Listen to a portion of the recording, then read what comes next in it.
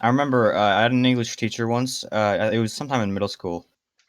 She insisted on calling them snow people instead of snowmen. That's Yep. some silliness right there. Yeah. Anyway, who would like to do the session summary for last week? People forgot that I've the been English doing nothing all week, so or all session. Looks like it's on to me again. Like, I know, Okay. Tarek, you never do the session summary, so maybe now is a good time to start. I can take a shot at it. By all means. So session 14 was Leadhead to see if my notes are good enough. So it started off with us just killing Nualia, or offing her. So we're all just like surrounded by goblin corpses and babies and other things that we shouldn't say because it could be bad. We ended up going back to Sandpoint with Nualia's body. The town is in an uproar of excitement with the hero's return. We were given some downtime. I didn't mark down how much time it was, but we About 2 finished weeks. about 2 weeks. Okay, so we finished the construction on Sentinel Island, I guess we'll call it. The main bedroom, Ameko's bar, Kathleen's kitchen, and Kai's bridge. Kai's tells Shay's father about the truth of the incident regarding his daughter, and he kind of faints. Uh, Basriel, Tarek, and Yushin are off doing their own things. Um, we end up telling the mayor about the potential Goblin Sandpoint alliance. He's skeptical. Tarek and Yushin, thank you. Tarek and Yushin preach peace and unity. Kais also believes this is a bad idea. Uh, Noting the palace on the outskirts of the village, the party comes back together to continue their adventure. Paladin leader Ruthgar, prejudice towards Caius and Tarek is more than evident. Sorry, his prejudice towards Caius and Tarek is more than evident. Caius doesn't appreciate the tone, asking for a challenge. The others hold him back because they don't want to cause a problem where there doesn't need to be one. He wants us to investigate PayPal. Pepe. PayPal. Tarek and the others go to Tarek's home to visit his father. Kais goes and tells Vinder about Shay's disappearance, promises to bring her back. And then in Eterna's session, we ended up going to Tarek's home, and his dad freaked out on his return. Indeed. Currently, a bunch of stuff happened in text, which I summarized in a video that I made. But in general, the party is currently at Tarek's old family house. It looks like it's been under some renovations and looks distinctly Asian. Currently, you are all kind of huddled in the closet with a woman whose name you have learned is Onichi. Though apparently she was renamed Emily after that was not really or apparently renamed. She has 2 children, both of whom are foxes. A little girl by the name of Isabella, who appears to be mature, like way beyond her years, and Emma, who is currently just infatuated with Nualia's teddy bear that you gave her. And outside, Yuzjin cast a hypnotism spell, so Tarek's dad is just kind of like looking at it, and Caius and Vasily tied him up. So currently it's around 11 in the morning, or 10 in the morning on the 6th of Lamashton. What do you guys do? You guys are chilling in a closet with 3 very scared women. After talking to him a bit, obviously, and learning. Get some. Okay. Well, we've already kind of finished that discussion, so maybe we should just come out of the closet for now. Yeah, that's what I was thinking. Yuzjin successfully steps out of the closet. Much claps. I was leaving as well. I remember. Alright, Tarek comes out of the closet, but to be quite honest, we always believed he was already out of the closet.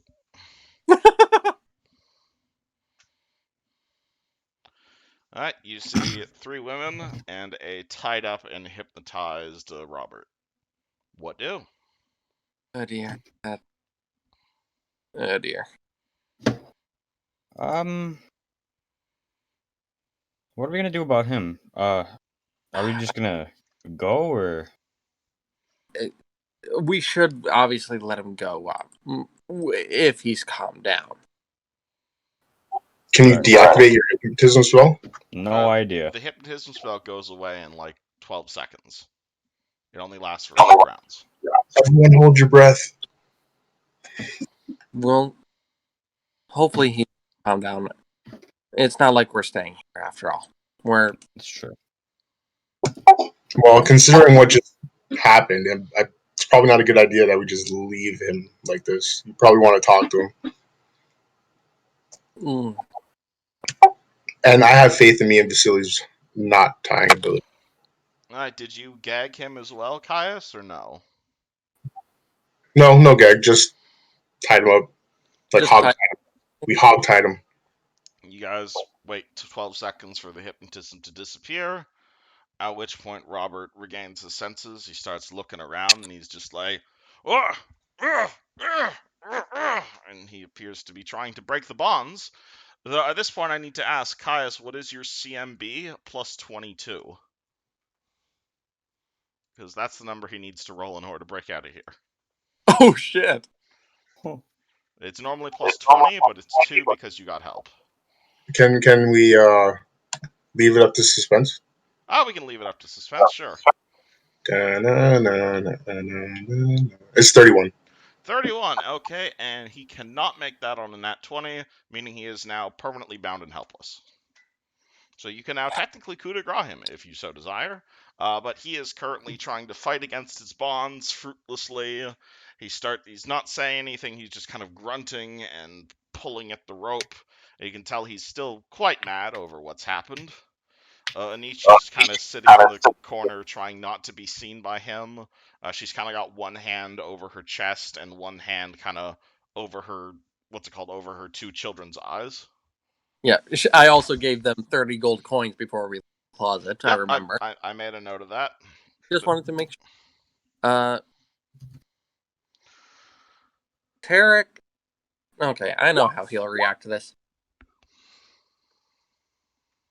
He's going to. Tarek is going to give a little bit of a sigh and go over by his father. Just sit on the ground. Looking to him, he will go, I heard the troubles of the farm, and I'm going to try and find help, okay? Troubles of the farm? You cursed us!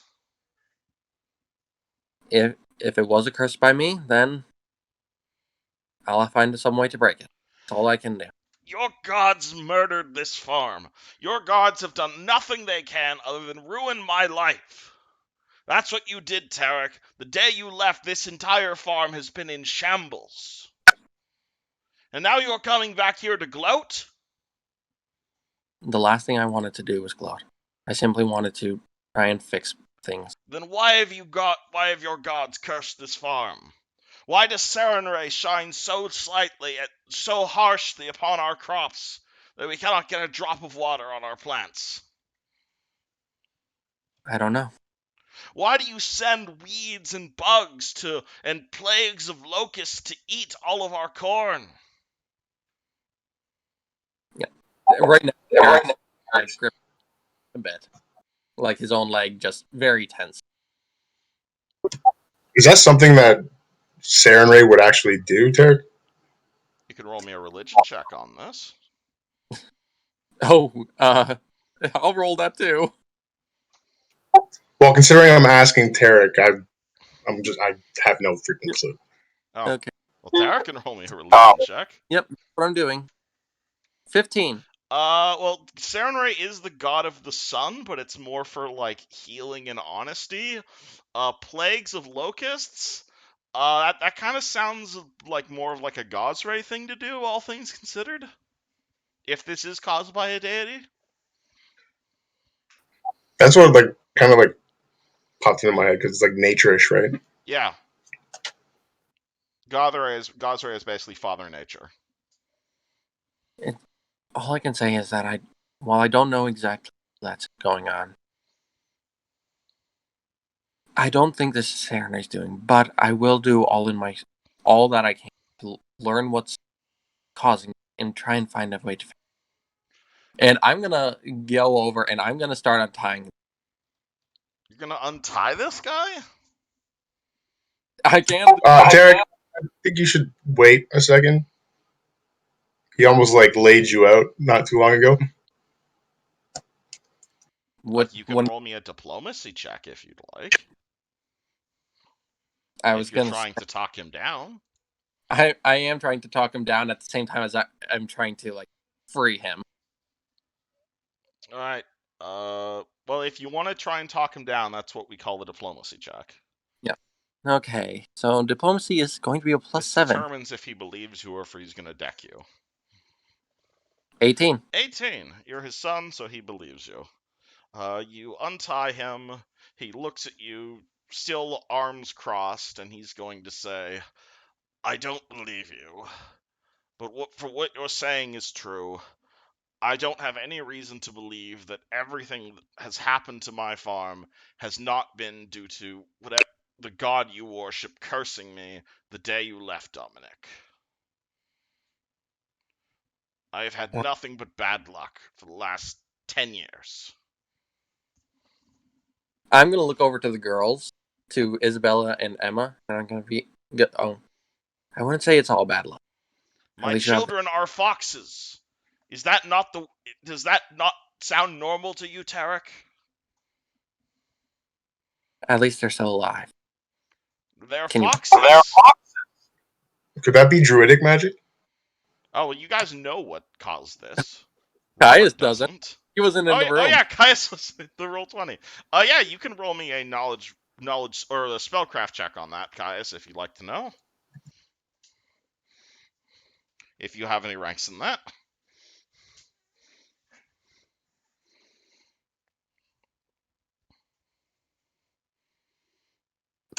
Does 0 count? 0 does not count as ranks. Sorry.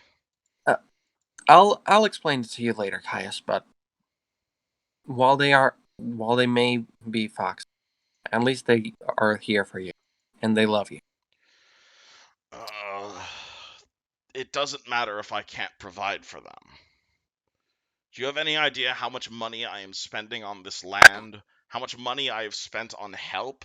How much money I have spent on decurses and seeds and repairs from that evil tree? Evil tree? He kind of points out his window, and you're going to see a very obvious looking, not oak tree per se, but like a big ass yew tree that's just kind of sitting like smack dab in the middle of the forest or in the middle of the farm field. He's going to say, yeah, everyone's been afraid to cut that tree down ever since it came alive and killed everyone. That wasn't your doing, Tarek? Because it felt like a very deity thing to do. What the fuck? Yeah. One day, tree just woke up, started smashing everything. How far are we from... Hello. Pardon? How far are we from... Like half a mile or so? It's like you see like a perfectly flat farm field, and then bang, giant tree just smack dab in the middle of it. Looks completely out of place. It's not like within 60 feet of the farm. Oh no, it's on the middle of the farm. It's just the farm is several acres. From where we're standing by the farm. Yeah, from where you're standing, it's about a half mile north. Definitely. All the farmhands are afraid to chop it down. Do you guys want to go try? If that thing wakes up and kills you all, it's your problem, not mine. I mean, I could... So when the tree basically came to life, is that when like all your problems started? No, my problem started before that, like 4 or 5 years ago, as soon as Dominic here left. Every time I tried to till the fields, it never worked. Everything I planted would turn to dust. And it was about 5 years ago, right around that point where the cathedral burned down, the tree just came alive. The Runewell. Fuck. So it all happened around the same time then. Yeah, it was right around the time Ezekiel died. Right when that serial killer was running about. Darn shame, it was the worst winter. Worst winter we ever had in Sandpoint. Shit. Would any of us know anything about trees that randomly come alive and kill things? You can roll me a nature check on that. Tarek. I can maybe you do that. Ooh, I have a 9. I have 4 ranks of nature. Yeah, you can roll me a knowledge nature check on this. Holy shit, Yushin. Thank you. All right, what did you get, Houston? 24. And Okay, Kai's so have you seen Lord of the Rings? Do you know what an ent is? I know what an ent is, but I actually haven't seen the movie. Pardon? Oh, you're talking, bro. Sorry. What did you say, sir? I haven't seen the movie, but I know what an ent is. Yeah, the ents. They are a thing that exist. They are guardians of the forest and speakers of the trees.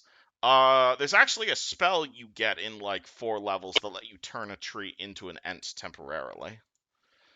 They are generally CR8. So if an ent comes through a farm field, the equivalent destruction is like a tornado. CR8? Yes. Oh shit, that's stronger than rock. You know they are vulnerable to fire. They have like DR10 everything. They can animate trees.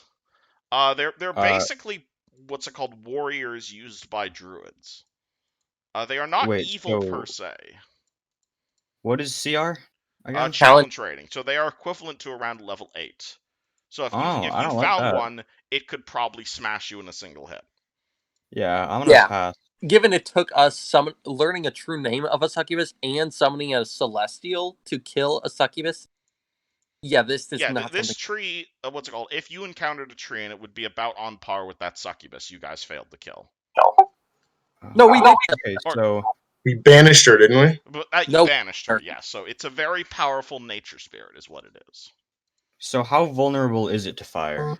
It takes double damage from fire. Uh-huh. I got my crossbow. It is have also a giant tree the size of a house. Yeah. Oh, okay, so okay. You could try to befriend it. Probably I thought it not was like something normal you tree want. size. Water. No, normal tree sized is still huge sized. Well, it depends on what kind of tree. Okay, This is a yew tree, he said. it's a yew tree. I can give you a scale if you want.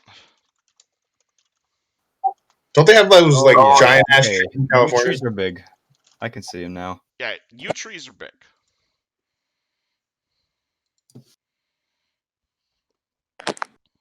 Yeah, so this thing, the tree out there is around maybe 16 to 32 feet tall. That is how big your average tree ant is.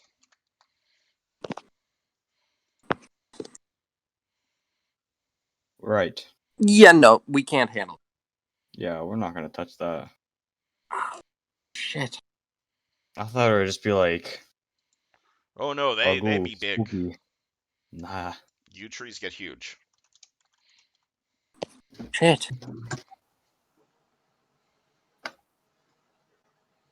Because you like tried detecting magic on it. I mean, we could try in a bit. We'd have to get closer. But I mean, I wouldn't recommend going near it. I mean, it's already pretty magic, I would assume. It's a living tree. But like, would you Most be of able the to like farmhands think it's haunted. discern if it was like malicious or like, you know what I mean? Again, you know this, Caius and Eusgen, from experience and spellcraft check, respectively. Treants are not evil. They're actually neutral good in alignment. so they're the same alignment as Terran. Yes, That's fine. they're usually created by druids to protect forests. But Druid. So, if we showed no hostility, do you think it would still, hello, still attack us? I don't know. Mhm. I've never heard of something like this happening. You said they're druidic? They're usually created by druids or dryads or nature spirits of that nature. Could have caused this. Doesn't sound like something. That doesn't sound like a deity, but why would it be caused?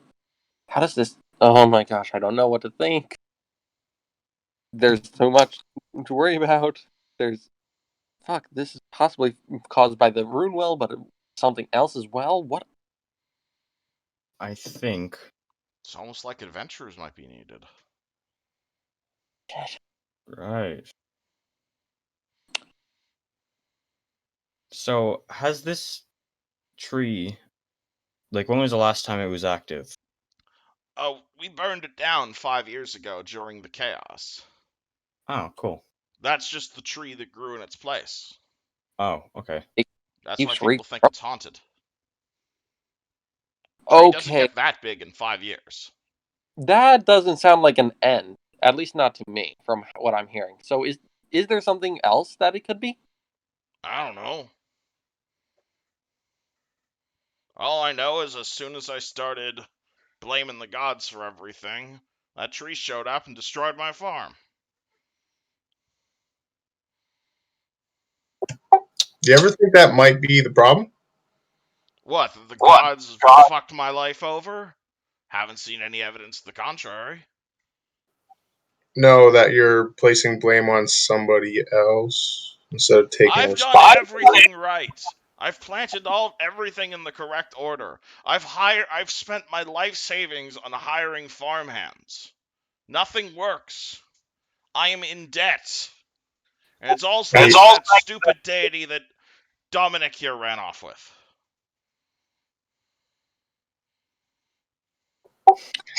I don't know much about deities, but from what I've heard, you need to have at least some sort of respect for them. Fuck them. They're not doing anything for me. Why am I going to do anything for them? They stole my son. That's my understanding of gods. As soon as Dominic here heard about Sarenrae, he just ran off.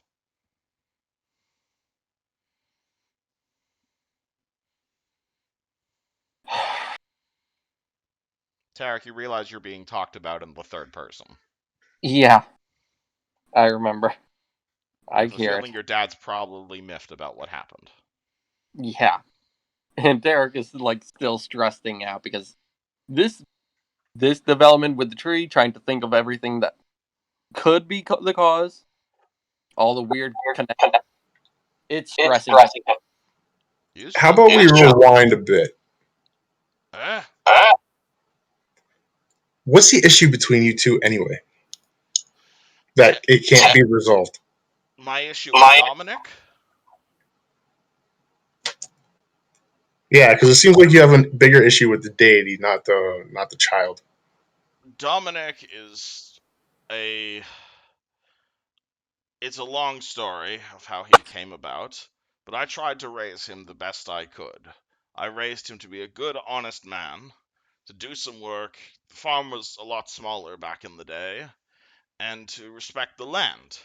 But oh, one day, this big fancy priest of the sun came through our little town, charmed my little Dominic with his words, and without a second word, he was off to run. He was off to run the circus.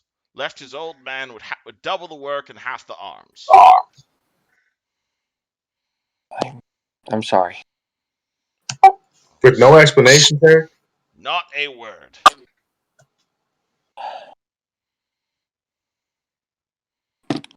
All I remember is that we had a massive fight. We had harsh words with each other the night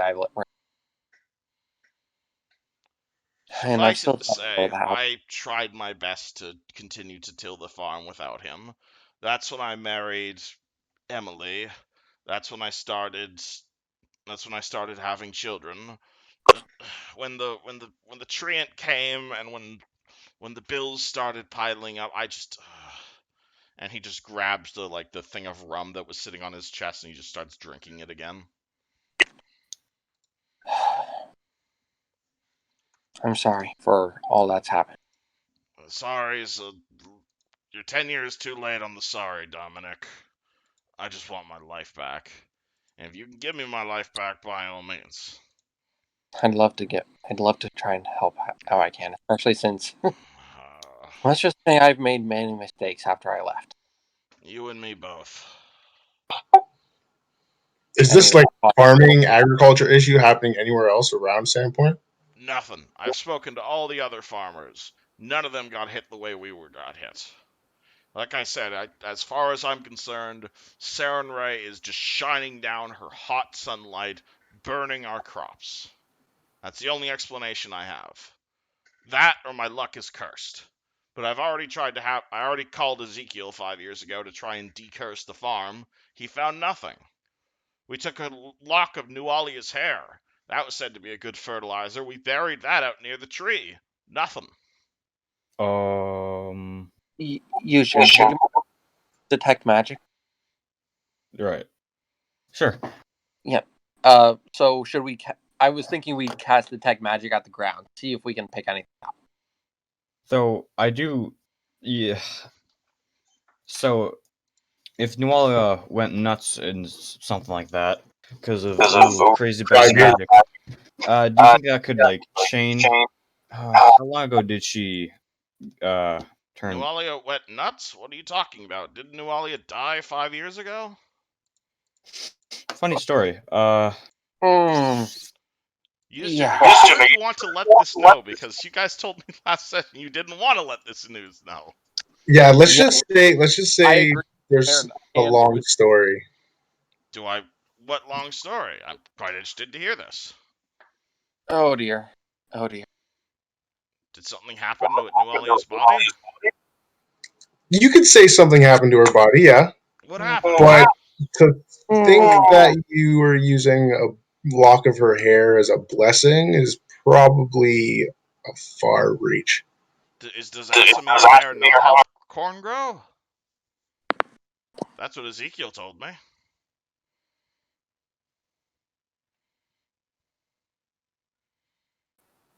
Guys, She So snapped.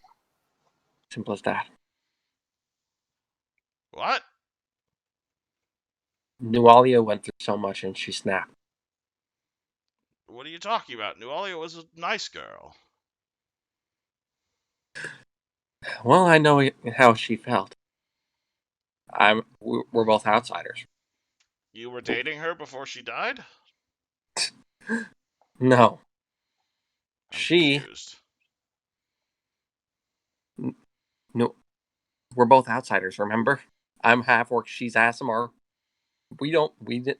Aren't people that belong in an area like You're talking about her like she's still alive, Dominic. her soul is essentially still around. Alright, she's real close. I had some spiritual nonsense right there. I don't believe in that. All I can say is that the fire was definitely not an accident. It was because of so much stress being put upon her that she snapped. You think she committed suicide? In the fire? And what's this have to do with my farm? I don't know what it has to do with the farm, but there is something going on in this town that 5 years ago activated, and it is causing so much trouble. Yeah, it's the reason I don't like talking about it. I wouldn't be mentioning this to anyone if it wasn't for you, Dominic. It's not just the farm. Have you noticed that people are angry all the time? Much more hatred towards people like myself, towards Caius, towards people that are not People just don't like normal. outsiders, Dominic. It's kind of always been that way. Certainly seems worse with some people now. But yeah, I heard about the Kaijitsus. Damn terrible story that happened with them. Is that what you're referring to? A little bit of everyone. Everyone seems to be so on edge, even though they like us now. When we first came back to the town, people were not the nicest to some that are different. Then And again, what's this have to do with my farm? I have a feeling that it's pure hatred and anger that's just magically spilling over. Well, like I said, I already tried to get the farms decursed 5 years ago. If you want to give it a look out there and do some magic hojo jojo, whatever, by all means, just don't fuck it up more than you've already fucked it up. Trust me, I'm trying to make up for so many fuck ups right now. Well, that's a good start then. I'm gonna do a small detect magic onto the ground, see if I can pick up any kind of magic that In might the have. farmhouse? Like if I go outside to the doorway and cast detect magic towards the ground of the farmland, would I pick up any magic on the farmland itself? Hey, that's some faint transmutation spell. You can spellcraft that. Guidance. All right. Is it another goblin that turned Nope. into a tree? Sorry, out of character. It could have been a goblin turned into a tree, yeah. 11, not a fucking clue. Yujin, would you mind Oh. helping me after this? I can't wrap my head around it. I gave it a shot. Not a lot better. 14. There's some magic here. You can't tell what it is. Can Ents talk? Caius, you're echoing a bit. You might want to turn on push to talk. I am on push to talk. I was just waiting to talk. Sorry. Okay, cool. Sorry. With your knowledge check, you know that yes, Ents can talk.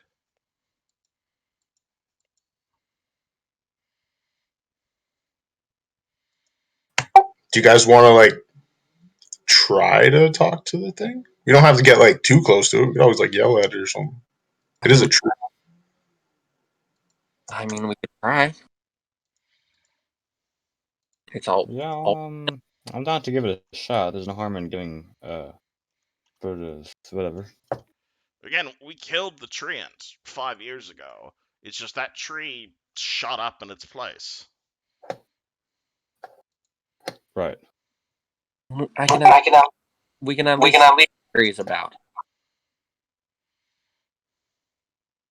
Find out what it is with it. Why it's. So basically, this tree sprouted from the Ents like corpse. That's Is where what we you're saying? killed it, out in the fields. Interesting. Maybe it's its sapling, and that's why it's mad. Saplings don't grow that big in 5 years. We can see what. Otherwise, all I can think of is try and do some research and find out exactly what this is.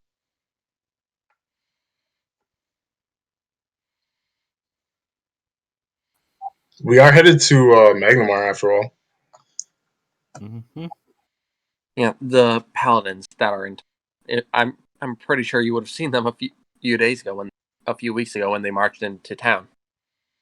They've asked us, the Sentinels, to handle a task for them down in Magnamar. I can see what we can find while we're there.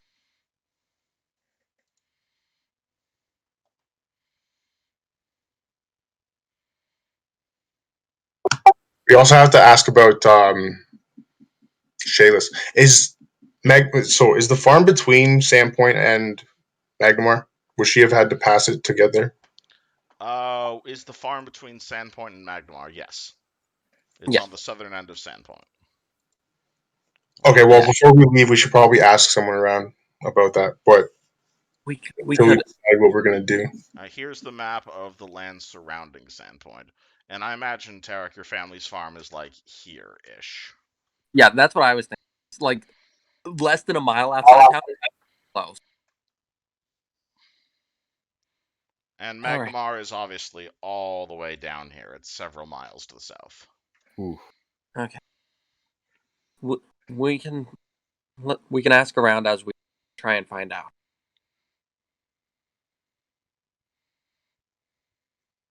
I'm gonna write a note down out of character right now. I'm gonna write a note down so I don't forget that. Okay. That's a good idea.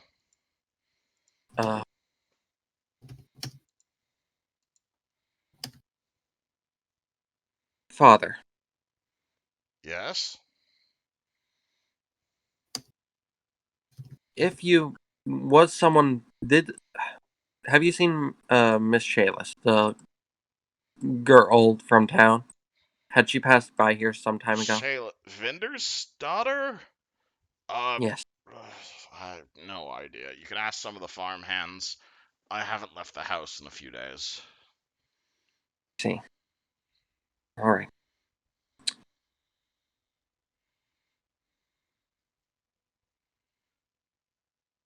What do? I'm just gonna say one last thing to him, and that's take care. All right, and take care. I'm trying. And then I'm gonna head out onto the farm, like outside. You see like a weak nod from Unichi towards the three of you guys as you head out. All right. So what next, y'all? She didn't seem like she was too comfortable in there. Well, long story short, we found out why the children are foxes. Turns out she's Kitsune.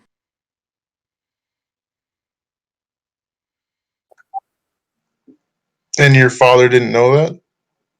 No, So it's like genetic or something like that? it's still a secret.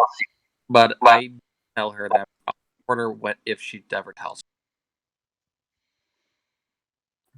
Kind of just putting off the inevitable, aren't we?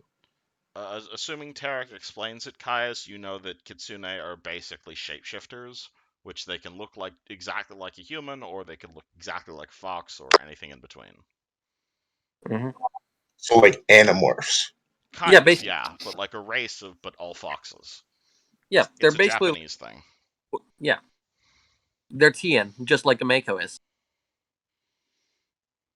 That's why the house has so many Tien influence. Has so much Tien influence. The girls are Kitsune as well. Got it from their mother. And so he thinks it's a curse? Yes, but I do hope she will tell him what actually going to, on at least with the children and herself. My priority right now is trying to find out how to fix the light here. Well, it's just the three of you guys for right now, so what do you do? Wait, what? Where did Stabby told me he's having internet problems and Vastriel's power is out. Oh, okay, so that's fun, I guess. Yup. He might be able to join back in. Who knows? This is why I prefer a 6-person party. All right. I can go with 3 for now while we're waiting, though. Yeah, especially since all right. So should we investigate the tree, or should we try and get things settled and head to Magnum? If we're gonna investigate the tree, we should ask your dad where exactly he buried the lock of New Orleans. That way, we're not like snooping around and potentially gonna get slaughtered by the Whomping Willow. That's actually something. Let's see. I know Nualia's hair. It's not magical necessarily. Was it?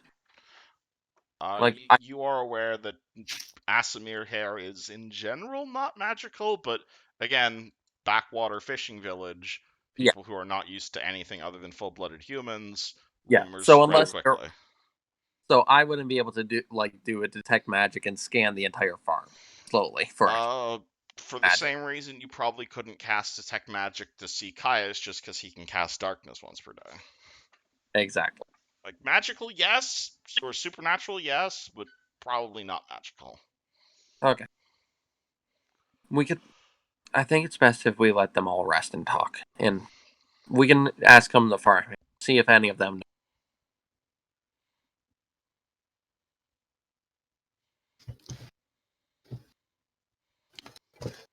Okay. If we find out that might be a clue. For all we know, it might be a curse set by fucking Lamash. For all we know. Okay. That's why I'm thinking that maybe the hair has something to do with it. Because if they did it around the same time she was being possessed, it could be. It could be because of the rune well, like it. It could be any number of things.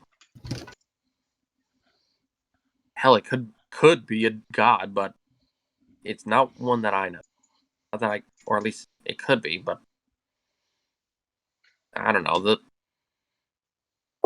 We maybe check in with the Paladins before we head out, see if they're almost done with that.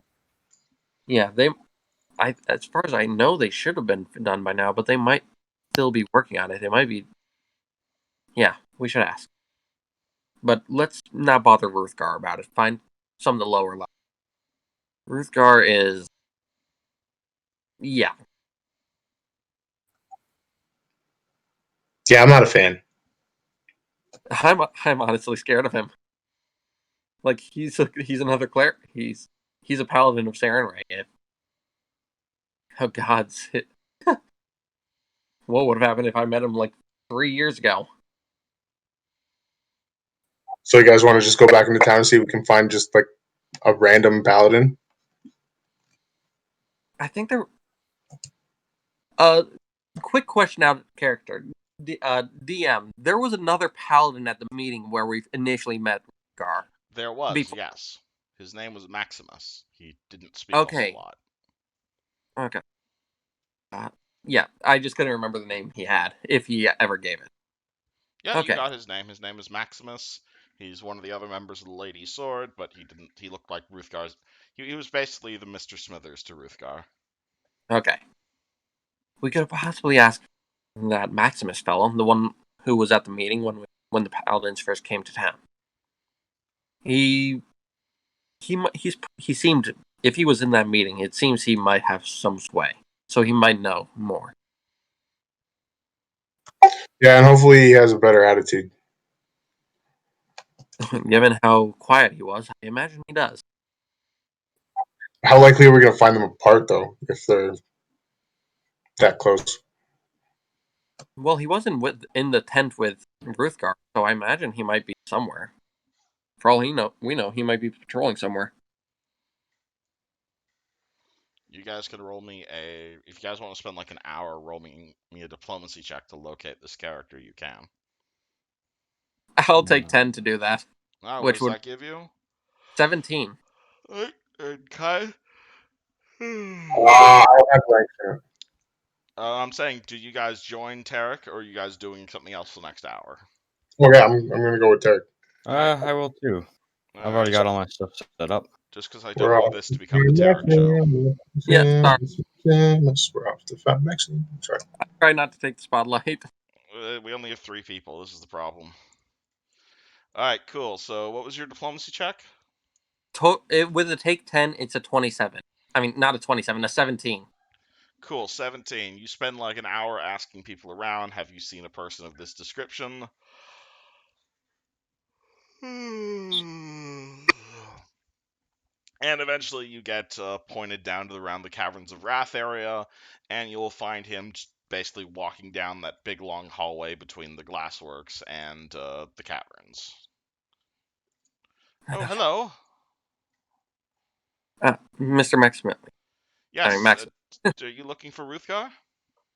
Actually, we were hoping to speak with you. Oh, well, what can I do? We were hoping to ask about the progress with the Runewell that's being dealt with. Oh, the production of holy water and the boiling? Yeah, we are about 2/3 of the way through, I'd say. Okay, that's good. It takes quite a while to produce this amount of holy water you've ordered, Mr. Tarek. And were this not for the destruction of a vile being, this town would be quite heavily in debt. But I understand you worked something out with the Lord Knight. Yes. Business aside, would the Runewell affect like crops in the area? You're welcome to roll me a spellcraft check on that if you're asking me. I'm asking Maximus since he's a paladin. Oh, would the Runewell affect crops? No. We don't see any sort of connection between this Runewell or whatever activated it. It doesn't seem to have any sort of on button. That's definitely disconcerting. That means that if it's not that, something We believe it else may have been activated remotely. Though we have remote. no idea how. There's no way to find out who could have done this. Some sort of incredibly powerful magic, perhaps. Connected here via ley lines? Impossible to say. Though That's these strange. ruins do look quite old. Yujin, do you know anything about this kind of thing? You're a bit more stuck. Let me see. What would I roll for that? This would be a knowledge history check. I'm not bad at that. Yeah, I'll actually help you with that because I have a rank in that now. So. Oh well. Not a clue. I'm going to Old What magic is problem. what do I got from? Shit. Oh yeah, Tarek, yours is better than mine. I know. Tarek's better at spellcraft than the wizard? What? No, that was Oh wait, I thought you said history. history. Oh, history. Yeah, history. Sorry. My spellcraft. 24 on history. Well, what could have connected to this? 24 on history. Well, there's some really old ruins. You found a particular symbol inside of those ruins. It had to do with wrathful magic and other sort of emotional nonsense. And oh yeah, also the name of the module is The Rise of the Runelords. So, We weren't sure if there was something else, but there could have been, because who knows? Someone else may have been trying to you take. are aware in the final, and this also ties into what you told me in the PMs. You are aware, like the final years of the Thessalonian Empire, that like the seven-pointed star basically turned into the seven deadly sins. All right. Wrath. This is Wrath. kind of what caused the whole empire to implode 10,000 years ago.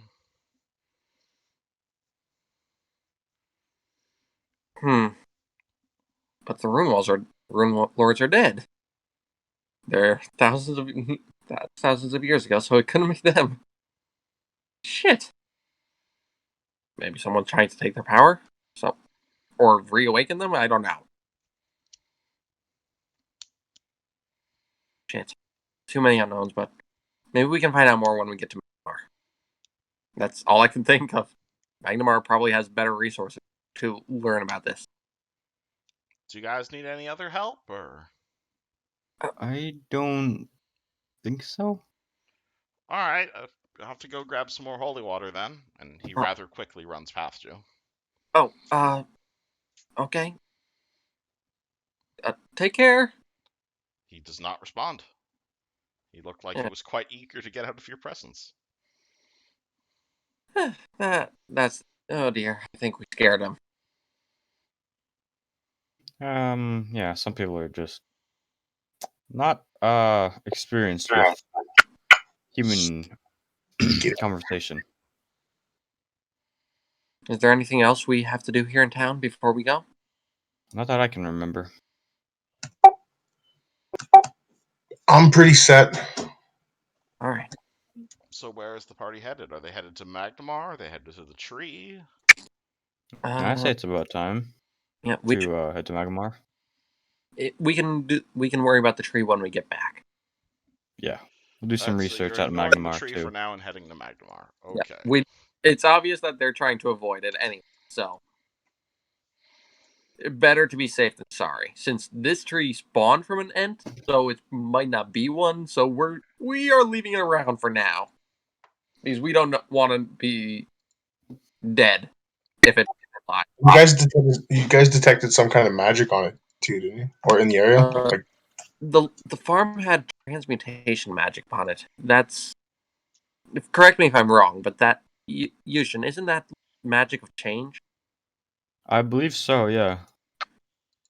That would definitely explain why the farm is having such trouble. Makes me wonder what caused it, though, because that's not Sarenrae is doing. Could have done something. Shit. Okay. We should get the cart, get the carriage, get the horses. Should we only bring a couple of the horses this time? Leave the rest in town?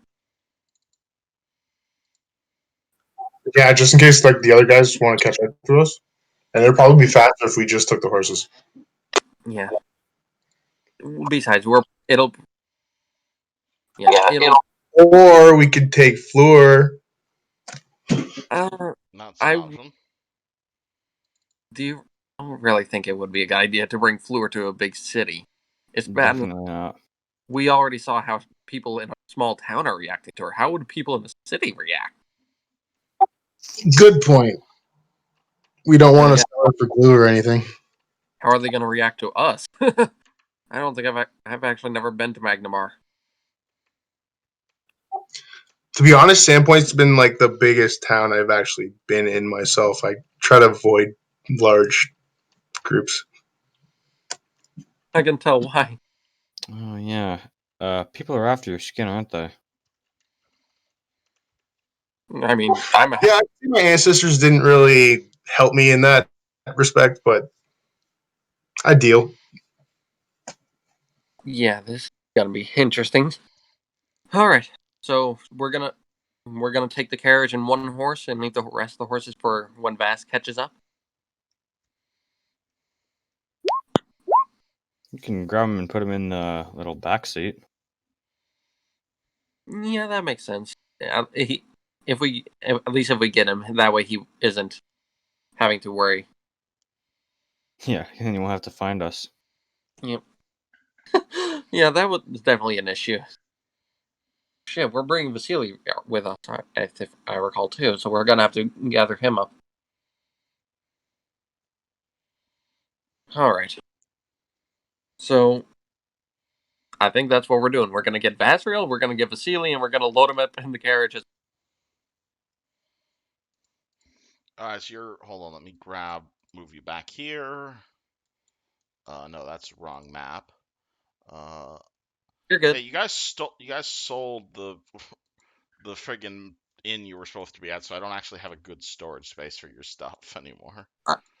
I mean, we could always go stay there every now and again still, but we just don't live there. So Vastriel is staying back. You're taking Tarek, Caius, and Yuzjin, and you're leaving one of the horses for him?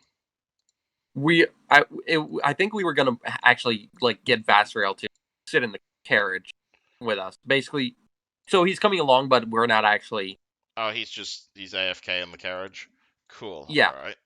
That's what I was thinking. That way he doesn't have to follow us for a week. Yeah, just toss him in the back. Yep. Rip. Alrighty. Stabby, is your internet problem solved? Yep, we're good. Awesome. Alright, cool. cool. Now we're back up to full party. Alright, so Alright, do you know what your ping is? What? Your oh boy, ping. there's some lag. Oh, Yeah. sorry, my internet connection has been kind of shit lately. I swear he's not as bad as the last guy, don't worry. No, don't. Oh yeah. It was like a good 30 seconds the other day. Yeah. Alright, anyway, so cool. I'll do an intro to you right now. So the party, hold on, where is the big did I upload the big map of Varsnia itself to Roll20? Or That was no, I didn't have it on Roll20, but I don't think I need a token quite yet for this, so I'm just gonna link this to you guys in the Discord. So this is a map of Varsnia. I'm assuming you're all familiar with this map.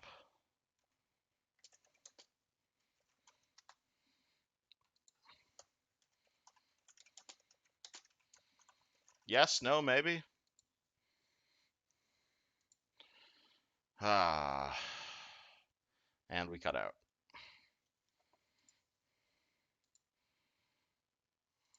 I love it. Would have passed Magnamar, but Okay, there we go. that's fun to know. Did anybody hear what I said? Not at all. Cool. Alrighty. So, I didn't upload the map of Varsnia to Magnamar, but I did link it to you guys in the Discord. So if you Yep. click on the link I just put in the Discord, that is a map of Varsnia. Yep, I got the map right here pulled up. Sandpoint and Magnamar are bottom right of the map. They Mhm. are about 280 Bottom miles. left near the Yeah, compass. bottom left, right near the compass. So on like a country scale, you're not going a huge amount of distance, but this is still 150 miles of travel. So what is your guys' overland speed right now? Based on the horses, I think, which is 60 feet around. All right. Your horses are 60 feet or 50 feet, because that matters here. Shit, I think I have it written down. Where did what for their movement? Yeah, their movement speed, because that'll give you your overland speed. What I have written down for my light horse, it's 5 miles per hour, 20 miles max per day at 175 to 525 pound load. So you're 20 miles per day. Yeah, for a light horse. All right. Yep, because light ponies with us. Yeah, which you guys have light ponies, so that sounds about right. Yeah, so you guys are around 20 miles per day. So this is about 120 miles you're going. So this trip will take you about 6 days. all right, 6 days. Does that make I got sense? You I guys can have. obviously choose to ride faster or ride through the night if you guys want to be in a hurry, but in general, this is a fairly standard trip, all things considered, as you I start have going trot, trot, trot along the road. right. I have 8 days of trail rations. How? What does everyone else have? 16 days. Okay, cool. I Yeah, think you I guys are probably good on trail rations. Oops. I didn't buy any. However, as you guys are walking down the road, I'm going to have to ask you guys to roll me a perception check. Oh, let me double Can't check. remember if I raised it, so let me just take a look. Check your character sheets. I did not. I still only have one rank in it, so oh shit.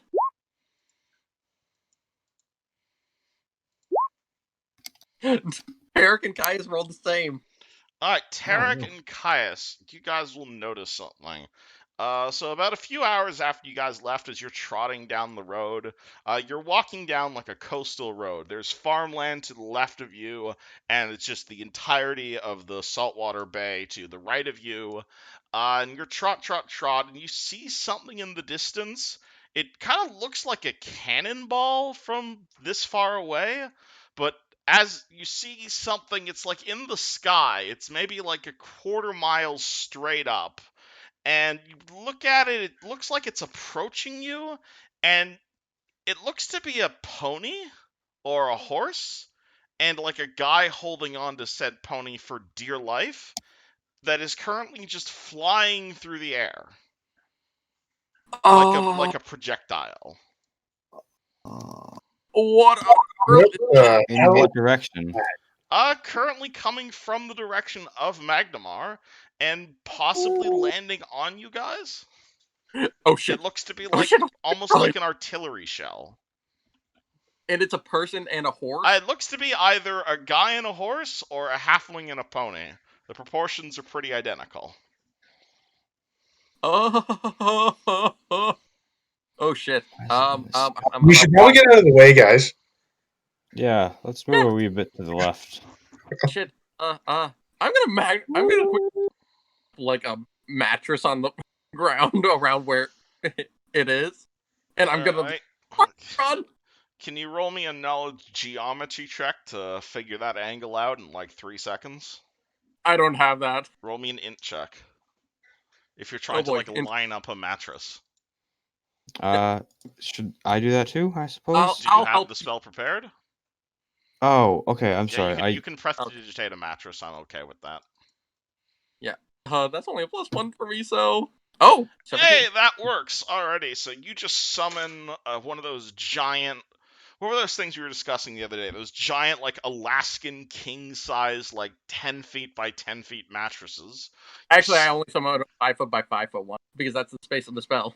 Oh, fair enough. Alright, well, you summon a miniature, like, queen-size mattress, as it were, and plam! You successfully prevent the pony from, like, vaporizing itself as it hits and slams into your giant mattress, followed closely behind by its rider, who probably slams into said pony. Take one non-lethal point of damage, but you land on a mattress next to the road. Or probably on the road, actually. Huh. Now might be a good time to re-describe everybody's character, Oh! since new person. Okay, I want the new guy to describe first. Okay. Oh, Yeah. alright. Guy who just 'Cause- landed on a mattress. What do you look like? The figure that stands up and dusts himself off after making such a perilous landing appears to be a halfling, about 3 feet tall. He is whiter than most halflings you've seen, stockier, but he is dressed in fine clothes with a fancy hat with feathers in it, and he sports a monocle. And over one shoulder, he has hoisted a large wooden club with nails pounded into it. Oh my gosh. Beautiful. And So what do you guys look like? Eugen is just a normal human, blue eyes. He's got kind of what looks like a duster and yellow or purple robes underneath. And he's got an owl familiar, usually just sitting on his shoulder or hand or something. You will also see in a fairly dark breastplate and a purple cloak, a green-skinned half-orc with the sides of his head are shaved, but he has hair going down the middle of his head in a braid that it makes a decent tail, and at his hip is a scimitar, and on his arm is a simple buckler, and he's got a fair bit of jewelry on right now as well, and a holy symbol around his neck. Caius? Now? Okay, so you'll see a 5'10" dark elf with slate gray hair, really short mohawk, double eyebrow piercing above the left eye, both lobes pierced, tattoos covering the entire left arm, right forearm and calves. Casual robes, which are now tattered because he doesn't go out and buy himself new shit. Dark red amber eyes, athletic build. He's running around barefoot. He's got a slight discoloration around the left eye. Goggles, gauntlet resembling a cobra, and a mysteriously ashen crossbow. Alright, what do you guys do as this halfling slams face first into a mattress that you summoned? Oh god, are you okay? Oh my god. Sort of, the halfling looks around, looks at you all, and says, well, "Good day. Fine day for a bit of adventuring, isn't it?" Yeah, where did Nice you come save from? there. Are you alright? Oh, yes, I'm fine, old boy. It's a bit of a teleportation mishap, you see.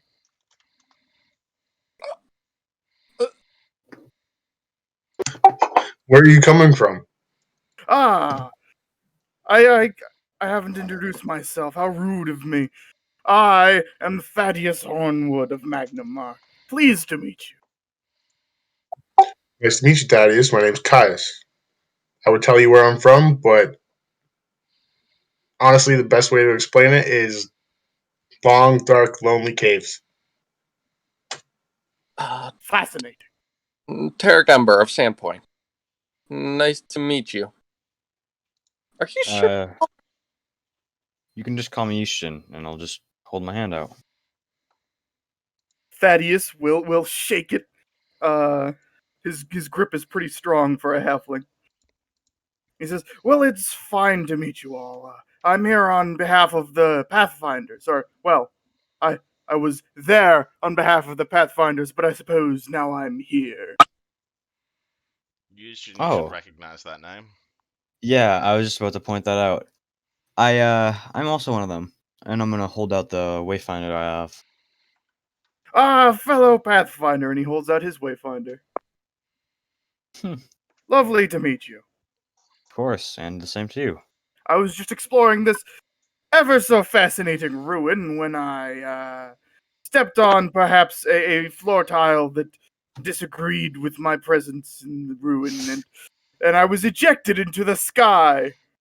Thought I was done for, really. Good save. You're welcome? I think? Indeed. Say, you seem to be a fairly diverse group of travelers. Where exactly are you heading, if I may ask? Oh, we're heading to Magnamar. What a coincidence! I need to get back there. I mean, Mind if I travel with you for a while? I don't see why not. Safety in numbers, I guess. Lovely! Sounds good. And he hops up upon his pony, who seems to be miraculously unhurt. Can I see any injuries on them, like, at all? Roll me a heal check. Oh boy. Oh shit! I hit the wrong thing. Ta-da. Boop. Alright, nothing surface level. He might be walking around with a broken hip, though. Oh dear. Just, maybe take it a little carefully. That was quite a bit of a fall, even if there was a mattress. And by now, I imagine it's probably poofed out of existence. I'm perfectly fine, old boy. I've been in worse scrapes than that. Why, just this last Sunday, I had both of my legs torn off by a troll. Quite difficult to reattach. I don't know if I should believe him or not. Like, I don't know if I should believe that or not.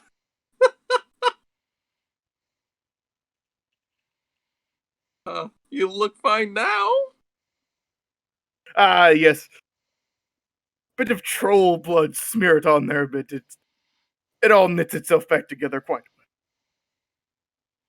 well. Well, that's an interesting remedy. I don't think I've heard of something like that. Probably would have been useful for a friend of ours.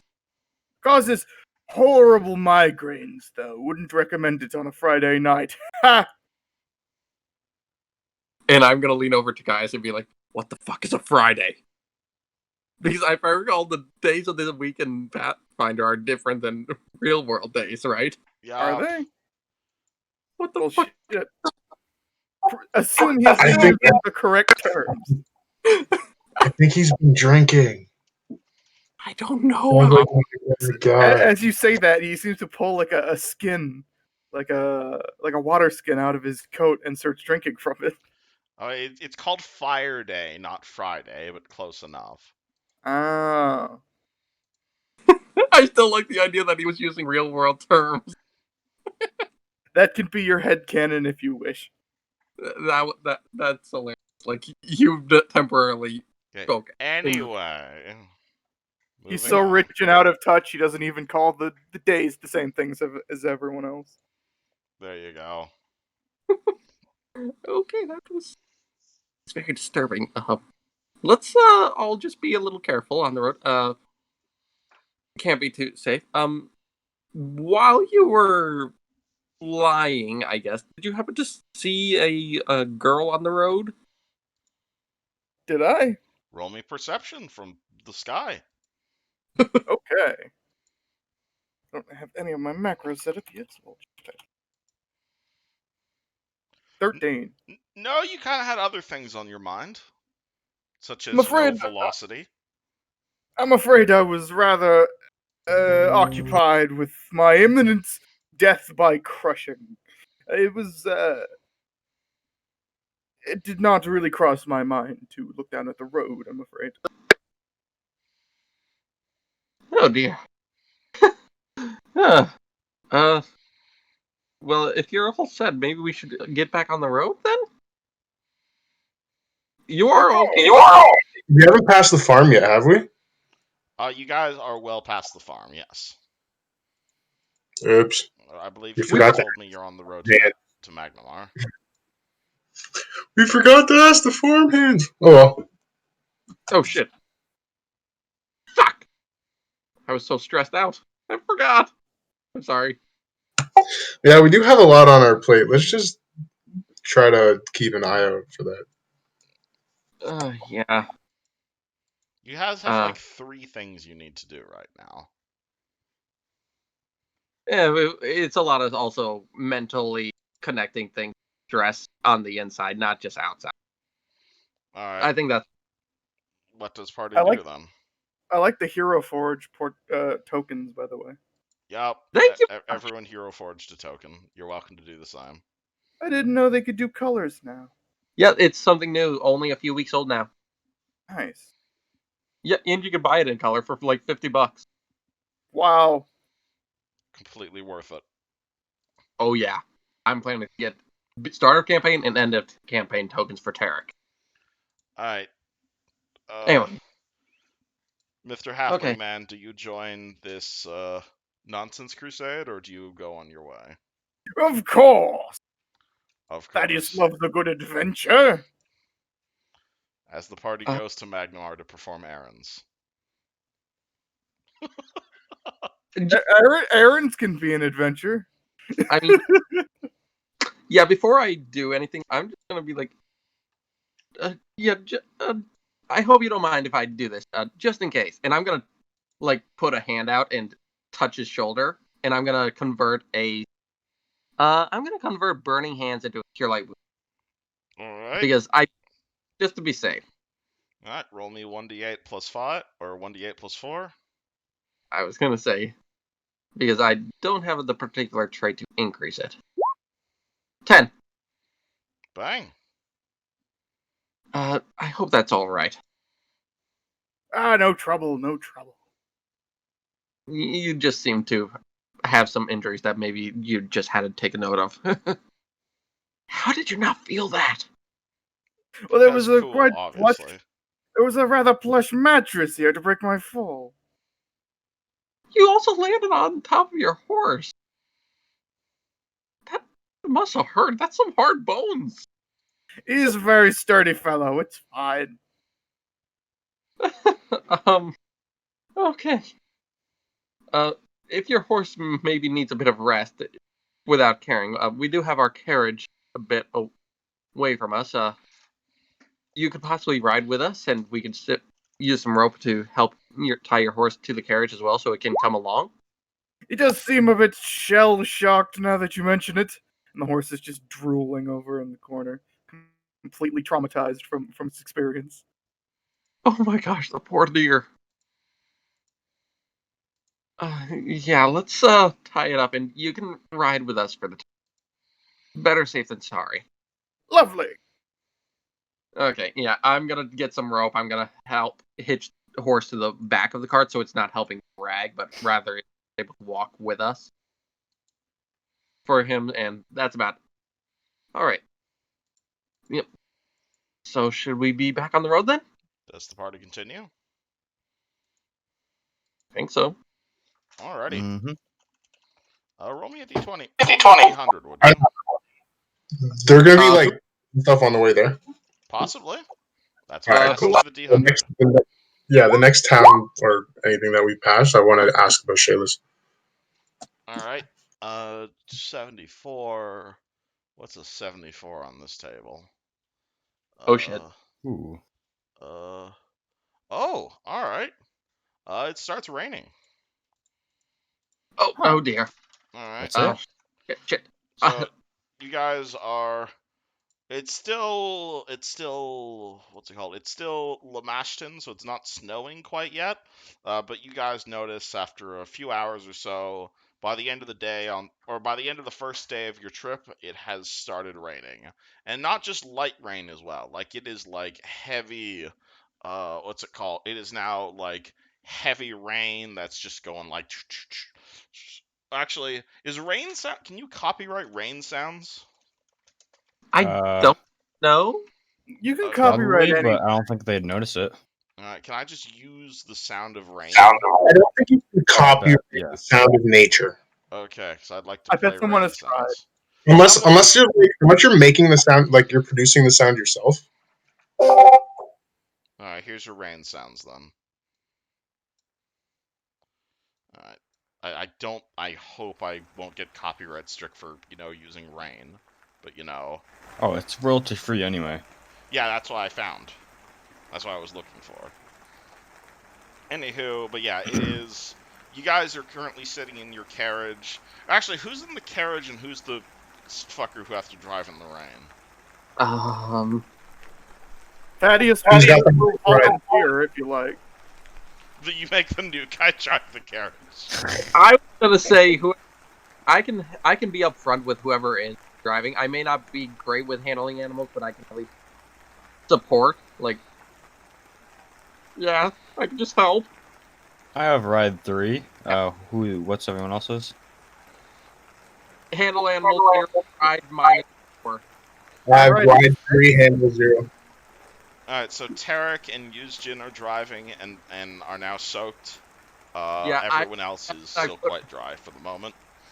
I imagine that right now I've like pulled off the cloak and put it over Yushin's head so that it helps keep him dry a little bit.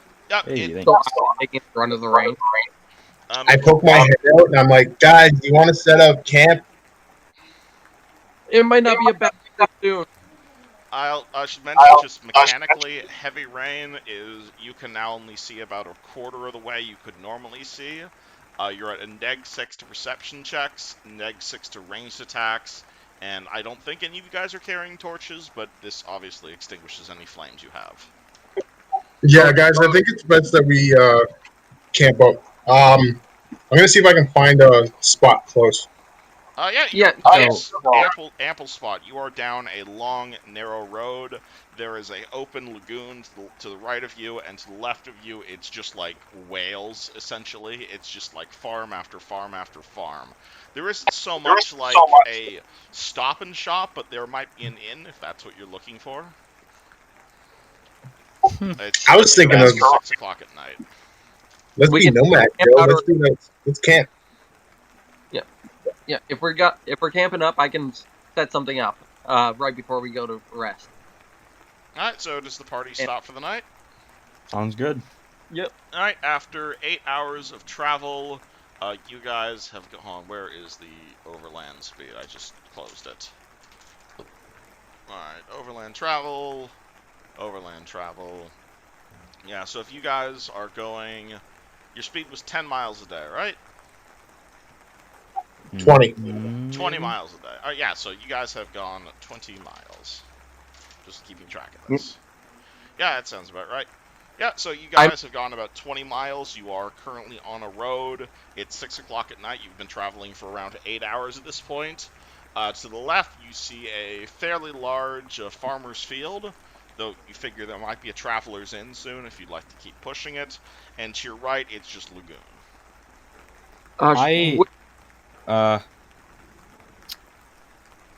Wait, what was my question? I forgot. Never mind.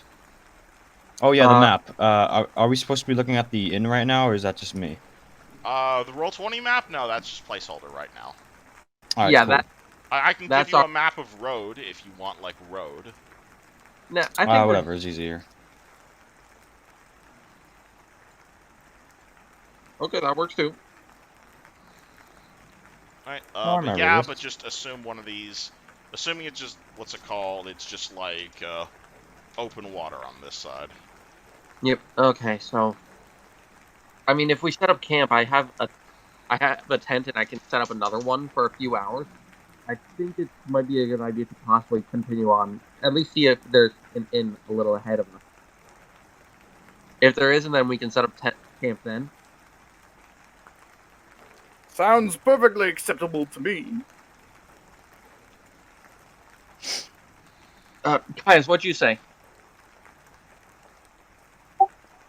I don't mind trying to fight nature. Let's camp it.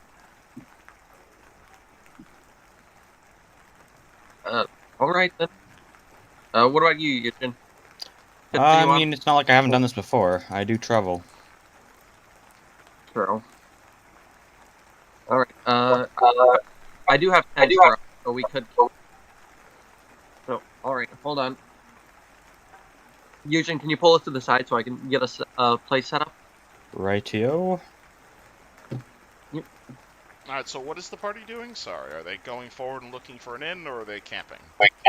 But now that I think about it, it'd probably be best if we went to the inn, because then we could probably ask about Shayla's. That's true. Two birds, one stone? Yeah, at least we continue on. We can see if there's an inn. If there isn't, then we can set up the. So I'd say, like, ride out 30 more minutes. If we don't find anything, we'll camp out. 30 minutes to an hour. Alright, so the party starts going forward to look for an inn.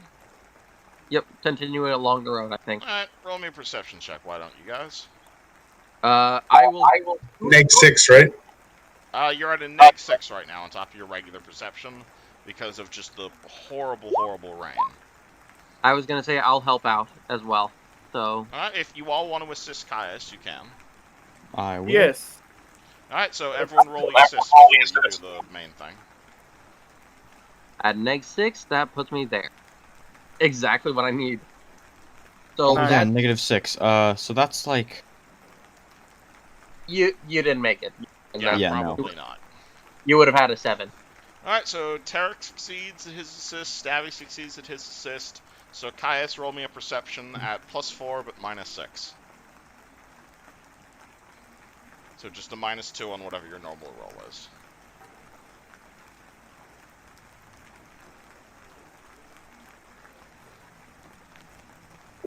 $13.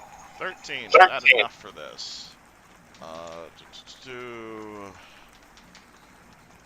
Yes, it is enough for this. Okay, so you're barreling down the road, looking around for an inn or something of the nature, and you are going to see something that you probably weren't expecting to see. Namely, you're going to see a hellhound.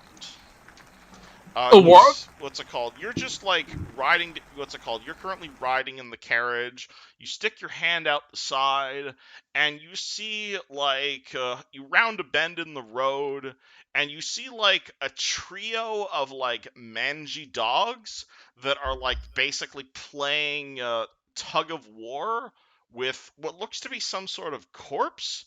And one of the and then just like out of nowhere, a hellhound seems to just step forward and just start going at the other dogs. And like you can hear the snarling and barking, and immediately the 3 other dogs start going bark, bark, bark, bark, bark, back at the big dog, and the hellhound starts to go towards the other dogs as they're like fighting over what looks to be a humanoid corpse.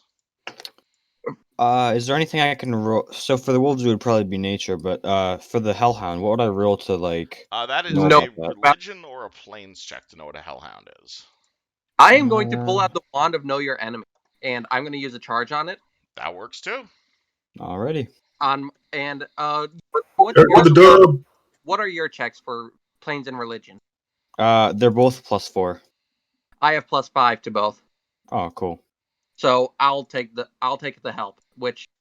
So you want to whichever one you want to do.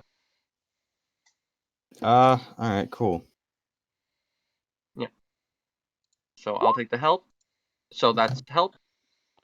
So that means +7 +10 from the spell makes this a +17 to the roll. And I will make this. Let's just say it was knowledge religion. Okay. Sure. 30. Okay. You, with the help of the wand, like even without the wand, you know what a hellhound is. It's a relatively common type of demon. Or no, not demon, devil. Hellhounds are devils. They're usually around 4 to 5 feet tall, weigh 120 pounds. They're what happens if you take a regular dog and juice it up with some demon juice. They are vulnerable to cold, immune to fire. They breathe fire. They be fast. They're evil. Oh boy. But they are a type of devil, yes. Do they understand any like abyssal or anything? Abyssal We're not no, going to try to talk to the demon dog, Tarek. Abyssal no, infernal yes. Ooh, Okay, wait. so Eric can't help trying to talk it down if it comes out. Now, I know gruesome. infernal as Do you well, have so any I can help. specific questions? Because you rolled a 30, so I'll tell you basically everything. Has it noticed us? No, currently it's fighting over the corpse over there. Okay, well, I think we should rein in the horses and hold off for a second. Can they speak? They can't Or- speak, but they can understand infernal. Okay. Seems to What be about some common? sort of foul beast. What about common? What's it called? They cannot understand common. How Okay. strong are they? Usually somewhere in the realm of like 20 to 40 HP. Okay, and what is their CR norm? I'm not going to tell you their CR, but I will say about you guys. Okay. Though they Let's, can get quite strong if they eat enough. Okay. And this thing Stronger does by this thing eating? well fed? Pardon? Does this look well fed? It looks relatively well fed, but you know, there's a reason it's currently trying to fight over a corpse. Okay. Okay. Sure. Tarek, I don't think talking to this thing is gonna be a good idea. Period. Yeah, I can't talk things anyways. I don't know Infernal. But regardless, Um, we either attack it before it notices us, or we try to find a way around it. It Well, looks like it hasn't noticed you quite yet. by Seems the far way, more preoccupied with the food. I'm out of character. I hate to say this, but do we know this corpse, by the way? Well, it's currently being fought over by dogs. You can't really get quite a good look at it. I was going to say, do we Don't see jinx it. Be quiet. Knock on wood. Yeah, I was going to say, does it have, like, Shayla's hair color or anything like that? Well, it's currently decapitated, so it's hard to tell. Oh, boy. Oh, dear. There's one from off our plate. Vinder's not going to be happy. A question about the Hellhound using that 30. How willful are they? Like, they're Wilson. Like, good or bad? Very easy to manipulate. oh, sweet. Alright, here's your corpse. Oh, why did that not spawn? Let's Okay. try that one. Let me just double check the range on something. Yeah, so they are just to the side of you. You guys can keep going past them, or you can choose to get involved. Yeah, I am checking something real fast. The range of something. Let's see, 25 plus 5 per 2 levels, and right now that means I'm level 4, so it's plus 5. Holy shit, I'm exactly in range. Mm-hmm. Y'all, I think I'm gonna do something crazy right now, but I'm gonna draw my sword just so I have it ready in case something goes wrong. Okay. But I'm using my arm, my right hand. I'm gonna point out towards it and mutter a few words, and start the casting of command aimed at the Hellhound. And I'm gonna say, "Sleep." You're gonna say sleep? Alrighty. And I cast. Alright, I'll remind you, command only lasts for like a round. It's still something. While he's doing that, I'm gonna swing myself up on top of the carriage. Oh boy, 20. Holy. Does that beat your DC? Yep. My DC is only cool. You fire your magic at the dog, and it starts growling at you. Roll initiative. And yes, Caius, you're on top of the carriage. Hold on a second. Hope you don't mind the absolutely adorable pictures I found of dogs. Shit. 9. Initiative. I think mine is 4. I tried to. I was hoping that would work, but Wait, because of is it still raining? Do we get like penalties to initiative for that? No penalties to initiative, but it is still raining. oh boy, I probably should have did a different spell. Good thing I don't. Or you should have attacked it right away. I was trying to make it go to sleep. That's all.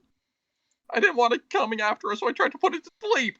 Well, it seems now we'll have to put it to sleep for good. Oh boy. Alright, so on a reminder, what heavy rain is it is very hard to shoot a bow in heavy rain, and also you guys can't really see all that well. Yeah. Good thing. No Vasriel. Caius got a 6. Do we have any ties? Caius versus one of the doggos. Caius goes and first. versus the Hellhound. Yeah, 0.3. And the Hellhound, which natural one, it has 0.5. Any other I'm glad I found. ties? No. All right. So Doggy starts growling. This dog sees his chance to strike, so it is going to charge the Hellhound and take a chomp at him. And he is going to roll Kachonkers. 9. He bites the Hellhound and nothing happens. Thirthadius, you are sitting in a carriage. What do? I shall leap from the carriage and charge into the fray. All right, you want to acrobatics out the door? I can try. Roll me acrobatics. Okay.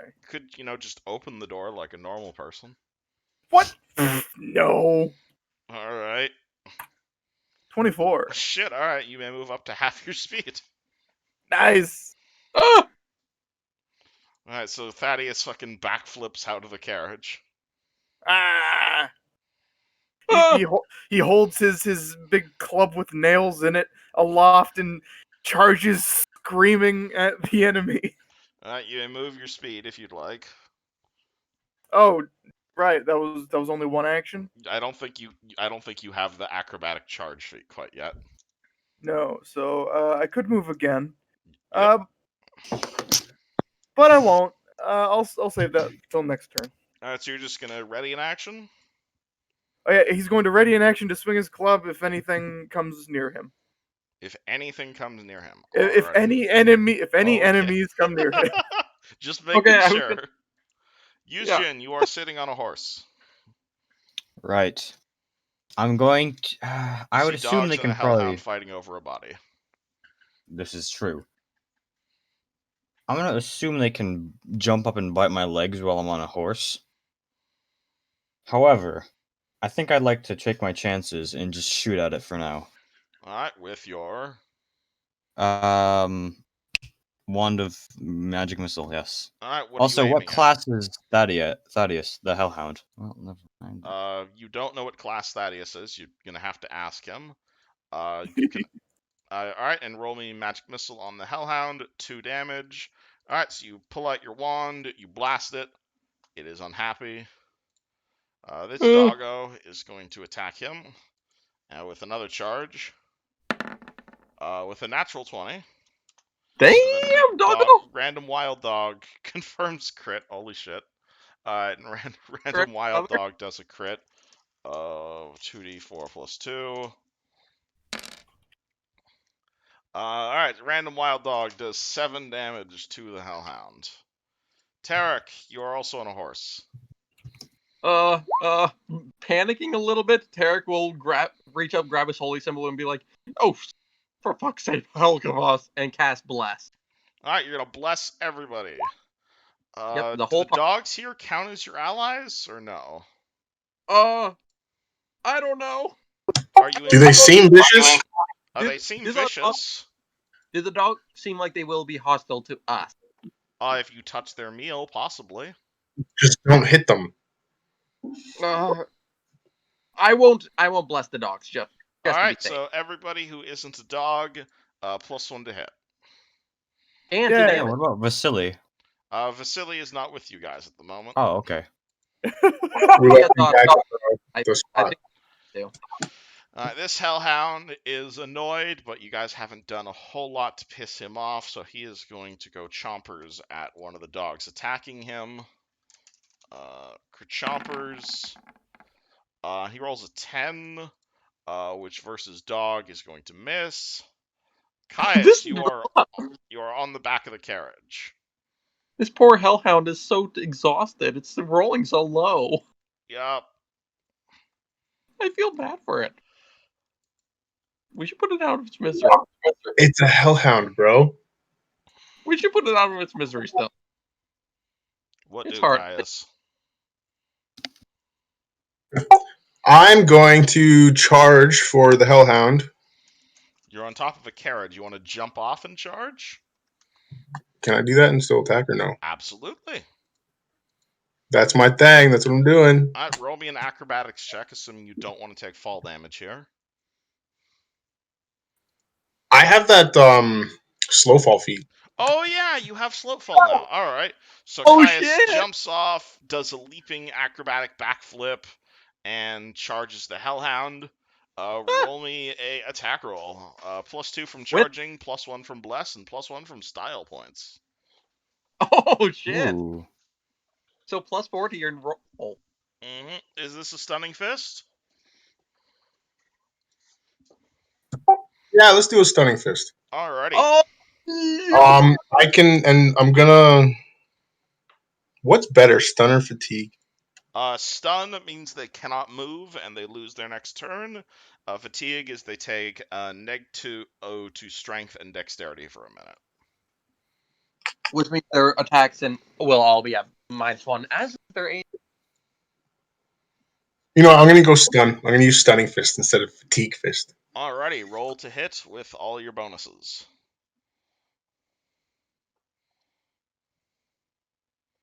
Kablamo! 26. Alrighty, Yep. 26. You land that punch straight in his face.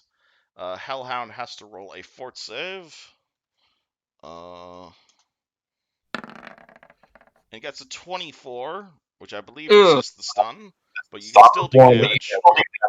100% missed it. 7 damage. Alrighty. Blam. Punch the thing in the face. Did you remember the +2 damage as well? Bless is not a bonus to damage. I thought it was. No, just a hit.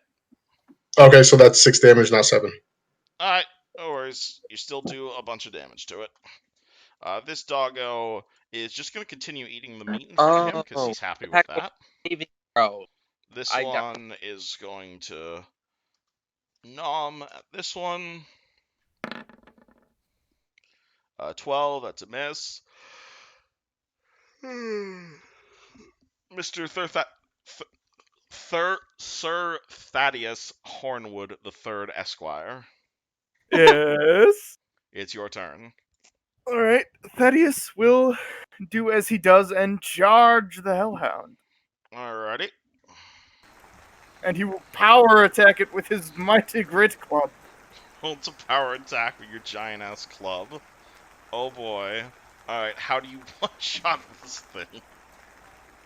Thaddeus just runs in screaming and brings his great club down directly on its head with a sickening crunch. Barbarians, everybody. Alright, you smash the Hellhound to bits. These two immediately run over and start eating the Hellhound, as does this one. Caius, check the body. Check the body. Do you guys Yeah, I'm going to do that right now. If they're not going after us, I say no. I think we should leave the dogs alone as long as they don't bother us. Check the body though. The person.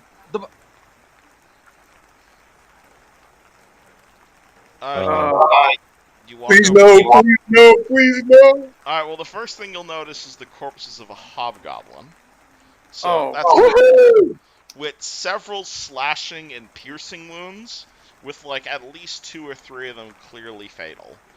There are a whole bunch of like chunks missing from the body, which look to be like dog thing marks. He's wearing an old-fashioned looking chain shirt. There's a broken longsword laying nearby. His belt pouch has been turned inside out, and he's got an empty dagger scarab. Okay. I'm gonna be getting What's a dagger horse scarab? running away. Like a dagger sheath. Gotcha. Scabbard. I was running over, struggling to get off my horse and running over. And that's why I was yelling to him. Okay. And obviously everybody is soaked right now. Yeah, guys, it doesn't look like it's Shayla's. But What do you know, chaps? Can I tell what actually caused the death of this fellow? You can roll me a heal check.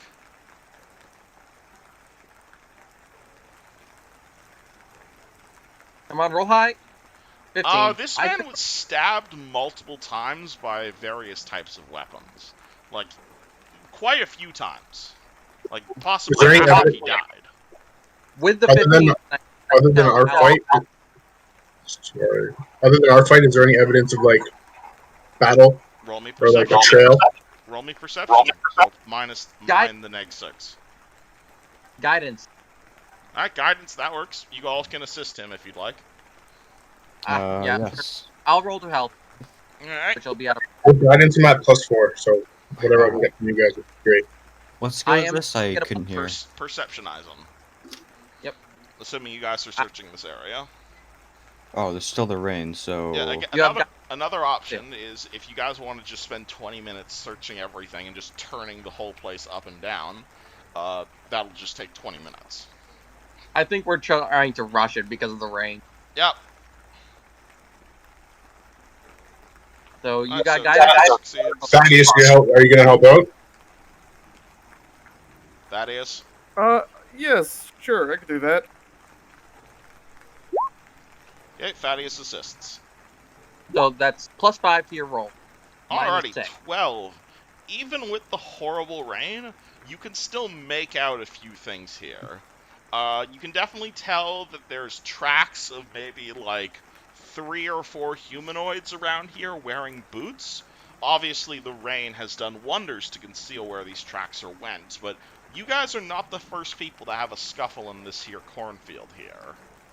And also, you will notice something in the nearby bush, Caius. You see a glint of shiny metal. Shiny! I want to go check it out. But I want to do it carefully, because I don't want like a wolf to jump out and bite my face off. You can roll me.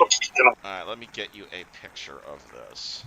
Yeah, I'm keeping an eye on the wolves as he does this, making sure that they aren't coming out. Alright, the wolves seem rather eager to just, keep nomming on the corpse that you have so thoughtfully provided them. You see this. It has like a tang-looking design. The center of it appears to be made out of a liquid flame. And, what languages can you speak, Caius? Elven, Common, and Undercommon. In Elven, you will see the word bright flame inscribed on its hilt.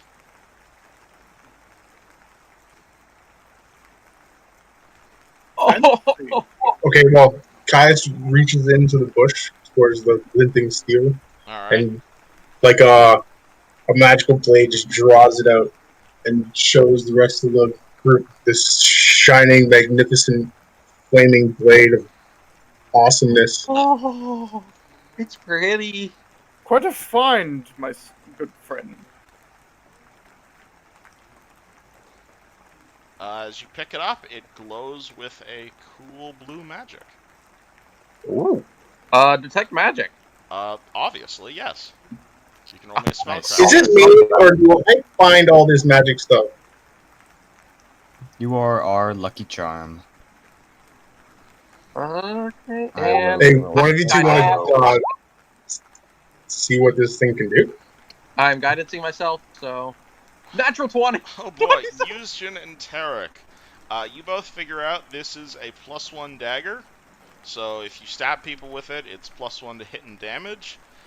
In addition, having this dagger just on you will warm you up and provide a little bit of warmth, granting you cold resist 2 for as long as it's in your possession.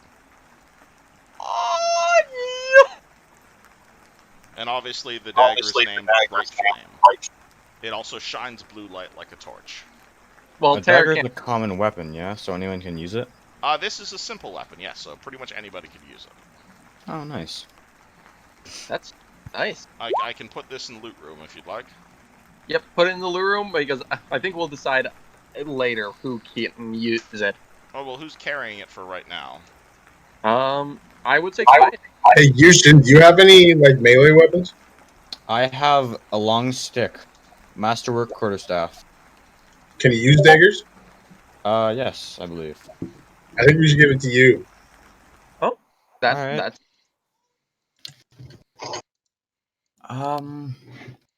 When it comes to magic items, you guys have been quite generous. I don't think I need another one right now. Hey, you found quite a few, and you've earned all the ones you do have. So you're Plus giving that the dagger to Yuzjin? I'm bequeathing the dagger to Houston, yes. Alright. Yuzjin, do you know how to write down magic weapons on your sheet? If it's different than normal weapons, then not really. Alright, so you see on the first page of your character sheet where it says weapons? Yeah. Yeah, so the name of the dagger is Bright Flame. Your total attack bonus with this weapon is going to be whatever your melee bonus is plus 1. So that's a +2, I believe. It's your base attack plus your strength plus 1. Which I know is probably super high as a wizard. Wait, so what's base attack based off of? It's based off your level. Oh, Did you not update your base attack bonus? that's a good question. So it would just be 4 Yeah. + 1. So as a level 4 wizard, your base attack bonus is 2. Your strength is 0. And then 1 from the dagger, so you have +3 to hit. Nice. Does that make sense? Yep. Alright, the damage with this dagger is 1d4 plus your strength of 0 plus 1. Because of the fire. 1d4 plus what? Plus Magic. 1, because the magic weapon gives you +1 to damage. Nice. Cool. It crits for 19 to 20 on a ×2, and as long as you have this in your possession, -2 damage from Frosty Boys. And it also shines light like a torch. Oh, sweet. So you can hold it up, and it'll shine out blue light, and it'll help you see shit. Oh, that'll help with your trouble in the dark. Oh, also, because you nat 20 to your spellcraft check, I'll tell you, it's worth like $5 grand. Holy shit! This is a very expensive thing you just found. I can tell it's very valuable. And you're For just now, giving it to keep it- Wizard. Yeah, for now, let's keep. You can take it. It's best in your care, especially if you need some extra protection besides the stick. Just saying. Right.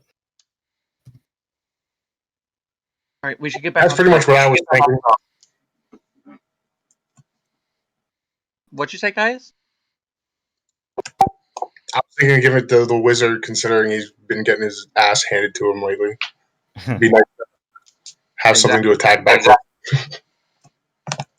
Seems like a good Exactly. plan. All right. So should we get back on the road then? Leave these dogs there. Yeah, I don't think it'd be a good idea to camp out around this mess. We should probably head up more down the road. Right. All right. I'm gonna up. Alright, so you guys continue down the road. Yeah, stopping at like the nearest sheltered area or inn. Alright, so about an hour or so of travel later, it's around 7 o'clock at night. The sun's already gone down, but as you're riding down the road, you will in fact spy a local traveler's inn.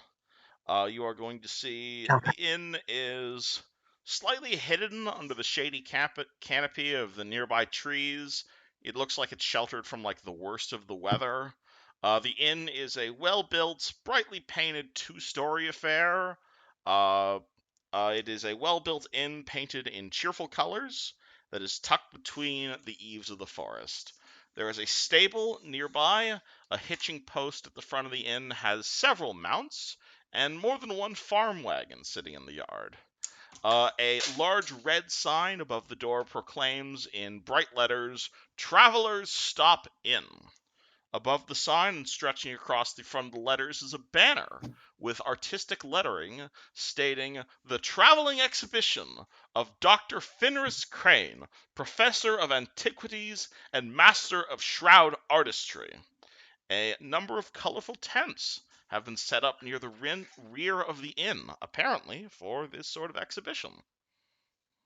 Huh. How wonderful. Have any of us heard of this thing before? Because You can roll me a history or a local check. Ooh, I have history. I'm gonna go history with this.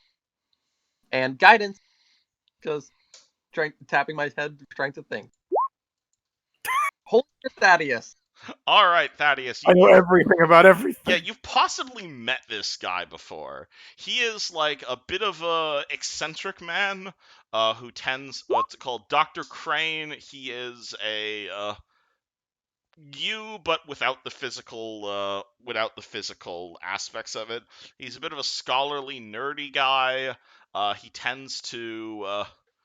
You've heard of this sort of exhibit. You may have seen it before, where he's like displaying different types of like not necessarily magical, but like enchanted sorts of things. Like you can definitely one tell of my esteemed colleagues. he's definitely a colleague of yours. You would definitely know this character. You know him? He's displaying some sort of like magical shroud or something. Well, I've never met him personally, but we move in the same circles, you see. We're both students of history. Fascinating. Should we check it out while we're staying? If he's found something worth exhibiting, I'm sure it's worth seeing. Probably some sort of magical curiosity, if I know him. Well, it definitely sounds interesting. I'll have to take your word for it. We should probably get our rooms first, and then we can probably check it out. Of course, of course. If no one has any objections to that, I say, right? Nope. Alright, so the party heads inside the inn. Yeah, I'll go up to the counter to get our. Alrighty, Before how many rooms should I get? I'm going to follow up with Tarek, and when I get there, I want to ask them about Seamus. Alright, so as you walk into the inn, you can definitely tell business is certainly high for the evening, as through the tap room's open windows. You see a bald, red-faced man wearing an apron. He's working behind the bar, and several young girls are carrying platters of food and drink to various tables. Most of the crowd seems to be local farmers and traveling merchants, though you see a rough-looking group of mercenaries, one of which is holding like a black cloak over his head, huddling over their drinks in the corner over there, occasionally eyeing the crowd. And obviously, at a table nearby, you will in fact see the scholar himself. He is discussing a piece. He is like talking about what looks to be a piece of decorated linen that he's just kind of thrown over a towel rack to a small group of onlookers. As we're passing by, I'd like to detect magic. Just faintly magical, yes. You can roll me a spellcraft check on this linen if you'd like, but hold on, let me do everyone else because I believe the party's splitting up again. You're good. Caius, what are you doing? I'm in the inn. I want to ask around about if anyone has seen anyone that looks like Seamus. Roll me a diplomacy check. Do I need ranks in it? Because I don't have any. No, you can roll diplomacy untrained. Yeah, you're good. I'll guidance you before. Never mind. Oh, that's an 8. Yeah, Ew, help, guys. Drow, get away from me, Drow. Disgusting. As expected, and I just put my face palm. How rude! Thaddeus, what are you up to? I wanna go up to the guy who called my new friend disgusting, and I wanna demand an apology. Fuck you, man. He's a fucking drow. He's here to kill us all with his 2 scimitars. I will not stand for such racial intolerance in my presence. Apologize, or I shall be forced to exact vengeance upon you. Alright, cool. So while that's happening, Yuzjin, what are you up to? I'm gonna watch. You're just watching. Alright. Tarek, so what are you doing? You're rolling spellcraft on the... Yeah, I rolled 20 to get a feel for that cloth. Alright, it looks to be some sort of, like, restorative... What did you roll? 20. 20 is not enough to determine exactly what it is, but it is a type of conjuration, possibly some sort of like restorative magic. Like maybe this might be like a Shroud of Turin-esque type of magical item, where it's like you touch it, you get cured diseases. You'd probably need to speak to the guy to make more. However, it looks like your new friend has caused a problem. So you see Thaddeus just like throwing his weight around next to a random bar goer. Oh dear. Thaddeus, how do you respond to him saying, "Let's fucking go"? He looks to be a random farmer and he's quite drunk. Does he have a drink? He's got a drink in his hand. I will take it out of his hand and beat him over the head with the mug. Roll me disarm. Oh shit. Alrighty. Oh dear.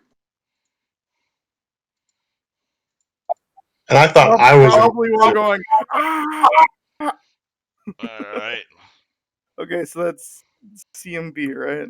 Yep. That does it. 13. Alright, so immediately upon entering this tavern, you see Thaddeus just pulling out, like, what's it called? Randomly yelling at a guy who stands up. Thaddeus grabs the beer mug out of his hand, slams it on his head, and the two of them, I imagine, just start going at it. I imagine that Thaddeus had to like climb up on like a stool to reach his head. Yeah, so this inn is quickly devolving into a frat party. I was about can Derek pick up the feel of like how everyone's seeing this fight? Like, are they wanting? You can roll me a perception check. Eugene, you're just watching this happen. Mm-hmm. Can you also roll me a perception check? Natural one. Rip. Oh. Caius, can you roll me a perception check? Come on, Caius. Okay, 15. Thankfully, someone rolled a decent perception check. Yeah, Caius, you see one of the guys at the nearby table just kind of look over at what's happening, and, like, you see him, like, pull out a pair of brass knuckles and start, like, sliding them on. Oh, shit. Do you do anything about this?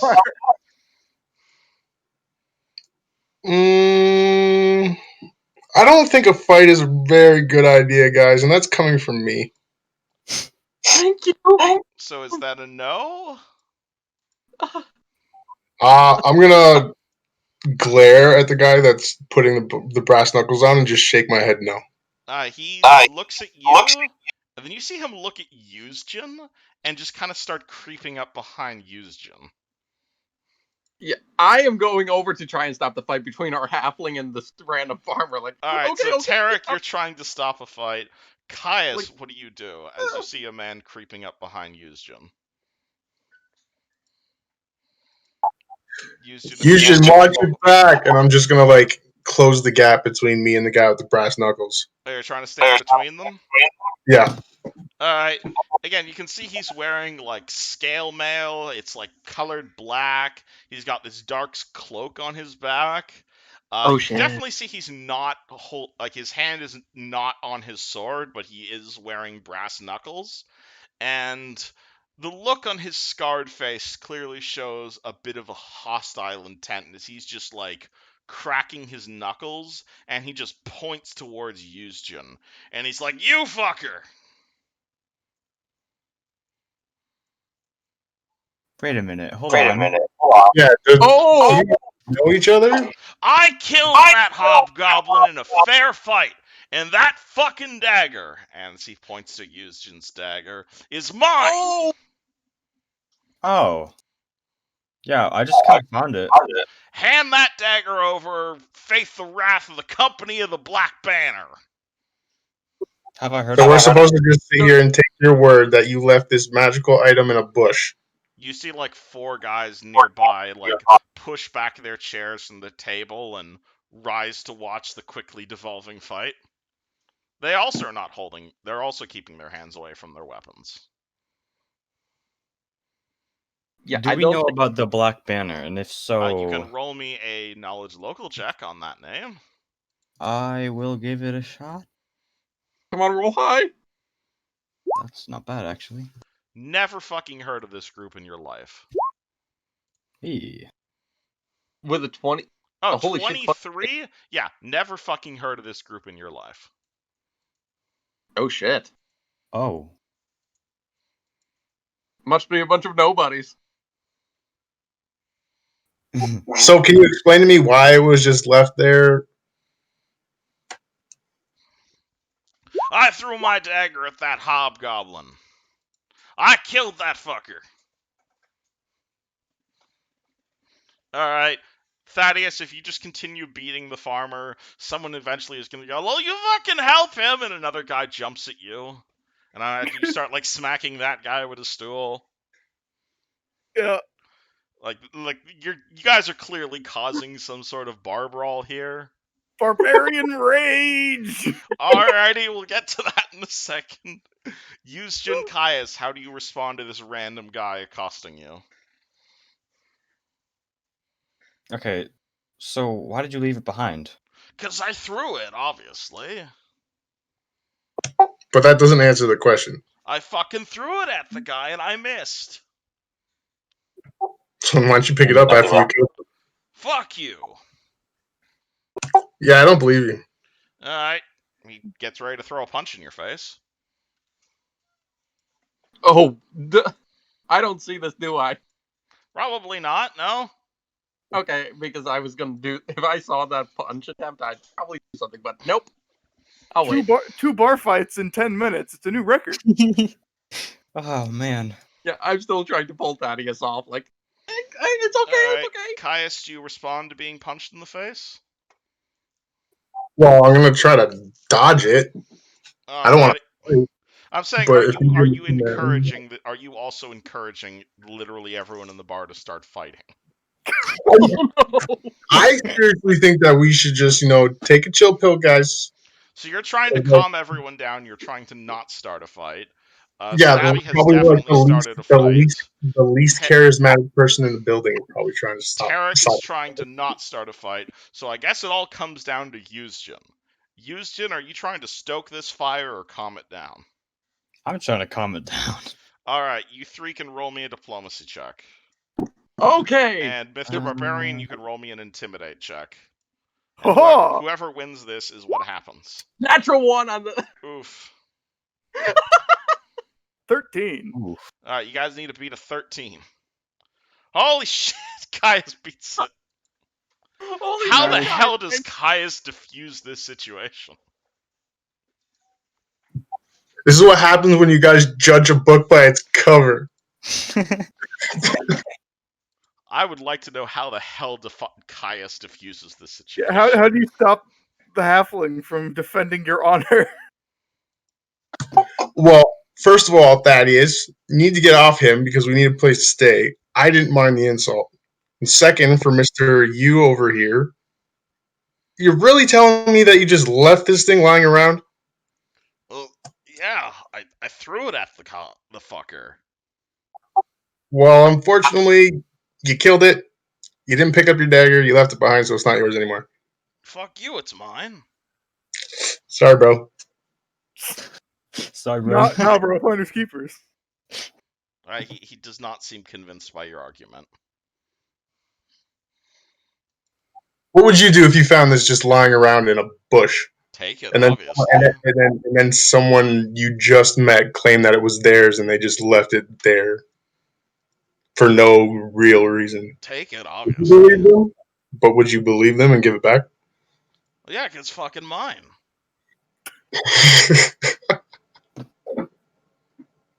Your name on it? If your name's on it, I'll give it back. Otherwise, I think you should just sit down, we'll have a drink, and we'll have discussions about our grand adventures. First round's on me. Alright, that does it. Okay, sure. Oh shit. For reference, you guys just diffused an entire module I was about to throw at you guys, but alright. Cool. Caius, that was fucking awesome. Yeah, that was a 20-page module that I'm just throwing out the window right now. Because you guys successfully diffused the situation. Thaddeus just brushes off his clothes, harumphs at the bleeding farmer on the ground, and turns around. Yeah, I am the moment. Derek, do you think you I'm can gonna go help that guy out? Like, oh my gosh, oh, I'm rushing to help the farmer the moment he's. Alrighty. Out of character, you guys are now no longer allowed to play into the haunted forest because you guys just ruined the adventure.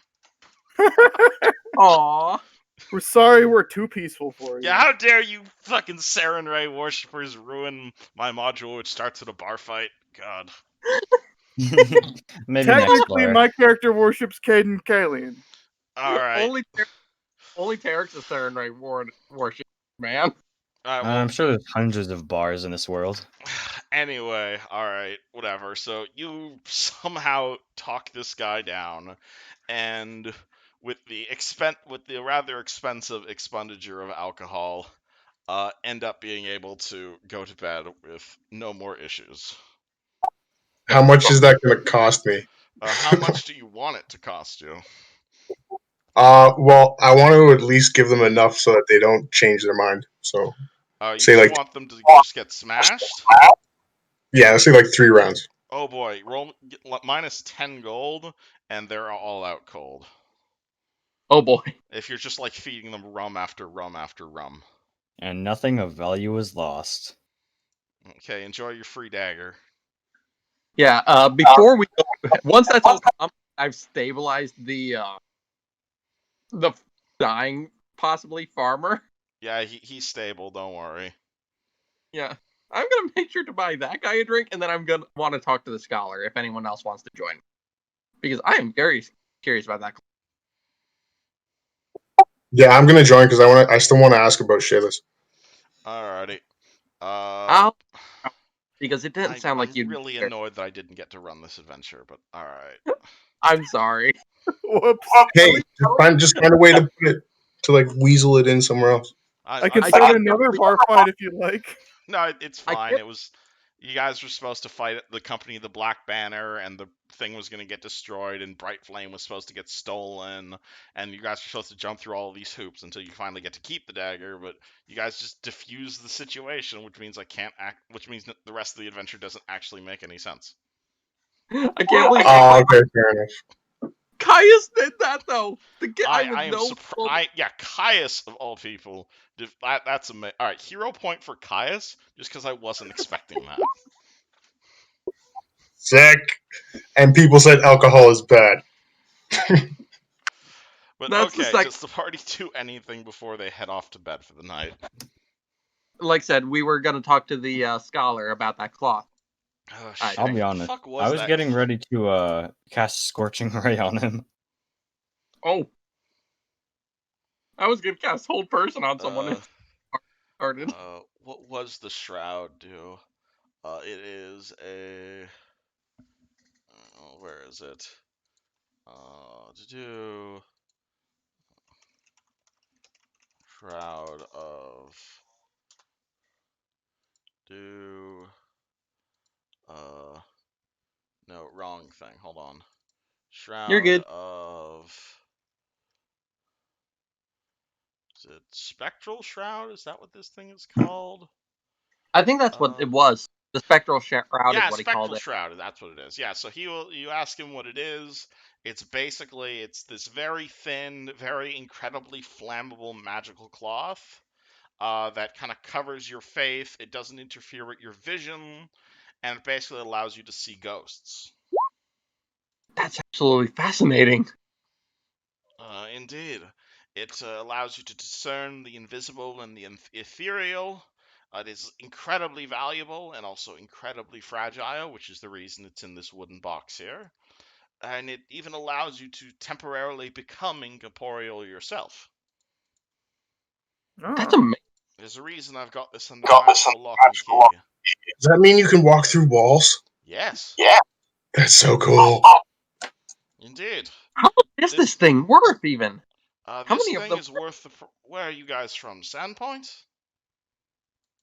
I am, yes. This shroud here is worth more than your entire town. Tarek Wow. goes blank faced, like error. Tarek Dial-up. has. 'Tis quite the magical effect. I am very happy it was not destined to be destroyed or anything in a horrible bar brawl. Yes, how unfortunate that would have been. That would have been very unfortunate for this 10th level might I- magic item to just be completely destroyed. Might I ask, where did you come across it? Oh, I'm from Magnamar, actually, the local Academy of Arts and Sciences. I might have to check it out. By all means, if you've got an interest in magical artifacts, we are currently looking for new members after everything that's happened down in the shackles. It's quite hard to find decent wizards nowadays. We've heard a little bit about the shackles incident. We've had friends that came from down there. Yes, artifacts. My organization has been doing a lot of investigation into Magwagi artifacts. This one being one of them, mind you, that have just come out of the Magwagi expanse. Though trade with that has rather dried up ever since, and I can't believe I'm saying this, the shackles has become more democratic and liberalized. It's rather strange. I'm sorry to interrupt, but my Discord is about to crash, and I'm not sure when. Cool. Restart your Discord. No worries. I'm trying, that's the problem. Restart your computer. That's my other idea. You're good. Yeah, fingers crossed it goes well. Alright, Yeah. do you guys do anything else before you go to bed? I think I'll buy him a drink just for sharing information with us. Thank you. And then do you want his name, by the way? One last question. Shoot. I think we got it before, but I actually didn't have it written down because I didn't know the spelling. His name is Professor Crave, or Crane. Okay, That's my last name. Oh, that didn't copy correctly. okay, I got the spelling though. Hello? Thank you. There you Hello, go. we can hear. Hey, okay, it's Alright, working? Houston's back. Wonderful. Do you do anything before you go to beds? Nope. Alright. Last in our train of I would thought, like to do something. Shayless came into the inn Alright, recently. you're asking around for Shayless. Roll me a diplomacy check. Guidance, and I'll help. I will also help. Oh. I don't know who this is, but I'll help. Oh, yeah. I barely get you a +2, so you get +3 to your roll. Make Yep. that +5. +5 on top of your regular diplomacy roll. From everybody helping you. Now that you've gotten probably some favor thanks to buying people, being a big spender. Maybe you'll do. Well, I would like to re-ask my initial question from when I first came in. Well, now Yeah, that, that's now why- that you're famous. I got 16. Oh yeah, I saw her. Little 17-year-old, this description, this type of hair. Yeah, she came through here a few days ago. How did she seem? Was she A okay? little bit ragged, all things considered. She rented a room up at the top. She looked like she had a lot of money though, so I didn't ask any questions. Did she say Did she say where she was going? Well, this road only leads to Magnamar, so that's my guess. Are there any other inns between here and Magmar that she may have stopped at? There's a few different travelers' inns, yeah. All right. Well, thanks for the information. I appreciate it. No worries.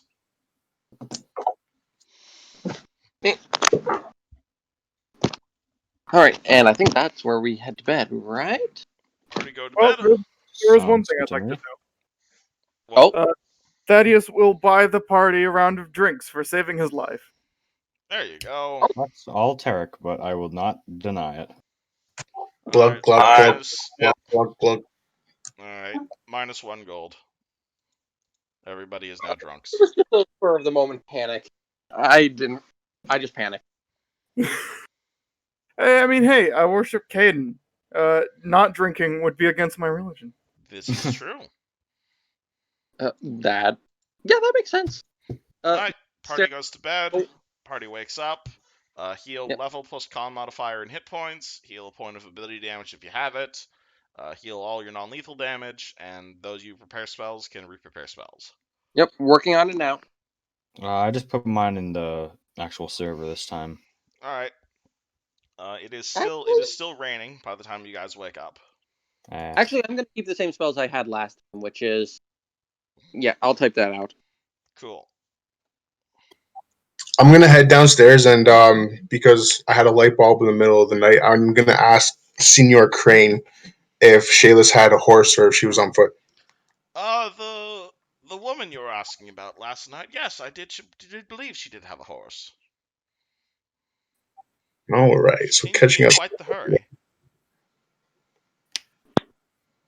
And you said she had a lot of money on her, right? Indeed, she was throwing a whole bunch of money around. Was she drinking too? Quite heavily, yes. I told her not to drink and ride, but she seemed quite oblivious to that. And she didn't say anything that may have tipped you off to her motivations or anything like that? I don't know. She didn't look like you. She didn't mention you, if that's what you're asking. She simply asked to rent a room here, and she looked to be a regular old inn customer. Didn't pay her much mind, to be honest. No, that's fair. Unfortunately, we were kind of looking after her, and then we kind of left her to her own. Is she your daughter? But- No, she's a friend of ours' daughter. Where we were watching her there for a little bit. She was having some family issues. Well, I But wish you luck in finding her. I appreciate it. Thank you very much. This road only leads to one place, so my guess is Magnamar. Is there any have there been any reports of any kind of threats between here and Megmar? Just the regular old threats. Bandits on the road, weird monsters. Nothing out of the ordinary, though. I heard She there was was an army of paladins heading up to Sandpoint, if that matters. No, they arrived at Sandpoint before. Well, yeah, they arrived at Sandpoint when we were still with her, so they wouldn't have seen her on the path. That's good news, then. All right. Well, what do you got for breakfast? What do I have for breakfast, my good sir? I have plenty of things. I forgot if I was linking you guys breakfast every day. I stopped doing that when you guys stopped staying at the fucking inn. I imagine we've been after we stopped staying at the end, we've basically been living off rations. Oh yeah, are you guys living off rations today, or are you eating at the inn? Thaddeus is definitely eating at the end because halflings eat 5 meals a day, and he's got to top up. Cool. He's getting some awesome barbecue nachos. I'm buying food at the inn, and I'm gonna ask them if they could pack up anything because I didn't buy any rations when I was in Sandpoint. Absolutely. Do you want rations, or do you want something a bit more filling? Let's go with both. Pass me the filling meal right now. I'll eat it on hand, and then I can take the rations to go. Alright, it's 1 silver for the regular ass meal, and a day of rations is 5 silver. That's 0.1 gold, yeah? Yeah. Silvers or dimes, basically. So 1 silver for the meal, and how much was it for the 5 silver per day for the rations. I'm gonna take 7 trail rations. Cool. So that'll be 3.5 gold.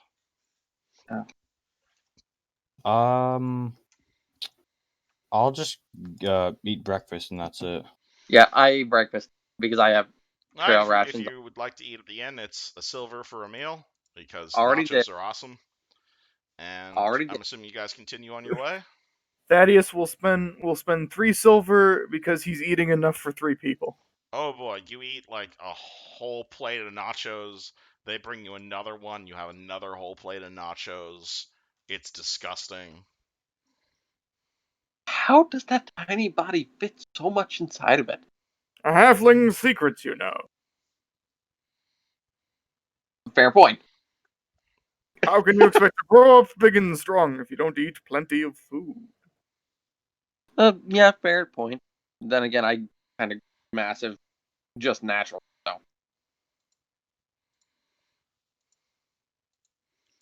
So No offense about that. But yeah, Thaddeus has packed halfling trail rations, which cost more, but are basically enough food for like 3 people for one day. Yeah, Oh. halflings are ravenous fuckers, almost as ravenous as goblins. That makes sense. Although they would be very insulted if you were to make the comparison out loud. Yeah, I won't say anything about it. Okay, Yushin, you ready to ride out today? Yeah, Oh boy. Let's go make sure the horses are ready. sounds good. Alright, Yep. The horses are in fact ready. It's 1 copper a day for stabling, but something tells me that's just a huge expense that you guys can't afford. Yeah, I'll pay for it. Cool, alright. It's one. You get paid 5 whole copper. Whoa. Okay. The stable master is confused as to why you arrived here in like a carriage and like a badly bloody Actually, it's not bloody anymore because it rained. But like a banged up carriage that otherwise looks incredibly regal, but he doesn't ask questions. Oh, if it's Look, damaged, it then fell off the back of a truck. You don't need to know the details. Like, There it looks was a like bit. someone super glued the wheels back on.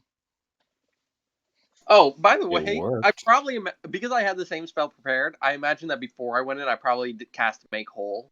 Yeah, alright, you cast Make Whole, so your carriage looks brand new. Perfect. Yeah, I imagine I did that before because I had the spell prepared. Alright, well then he's very confused as to why the hell you fuckers are riding around in such a fancy ass carriage, but Well, Thaddeus looks pretty bit of- regal if you can look past the bloodstains.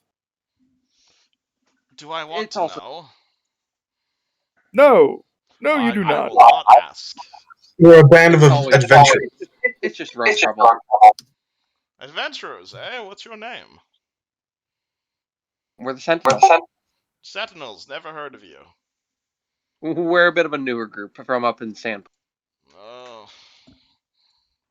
He kind of looks at you confused and he's like, alright.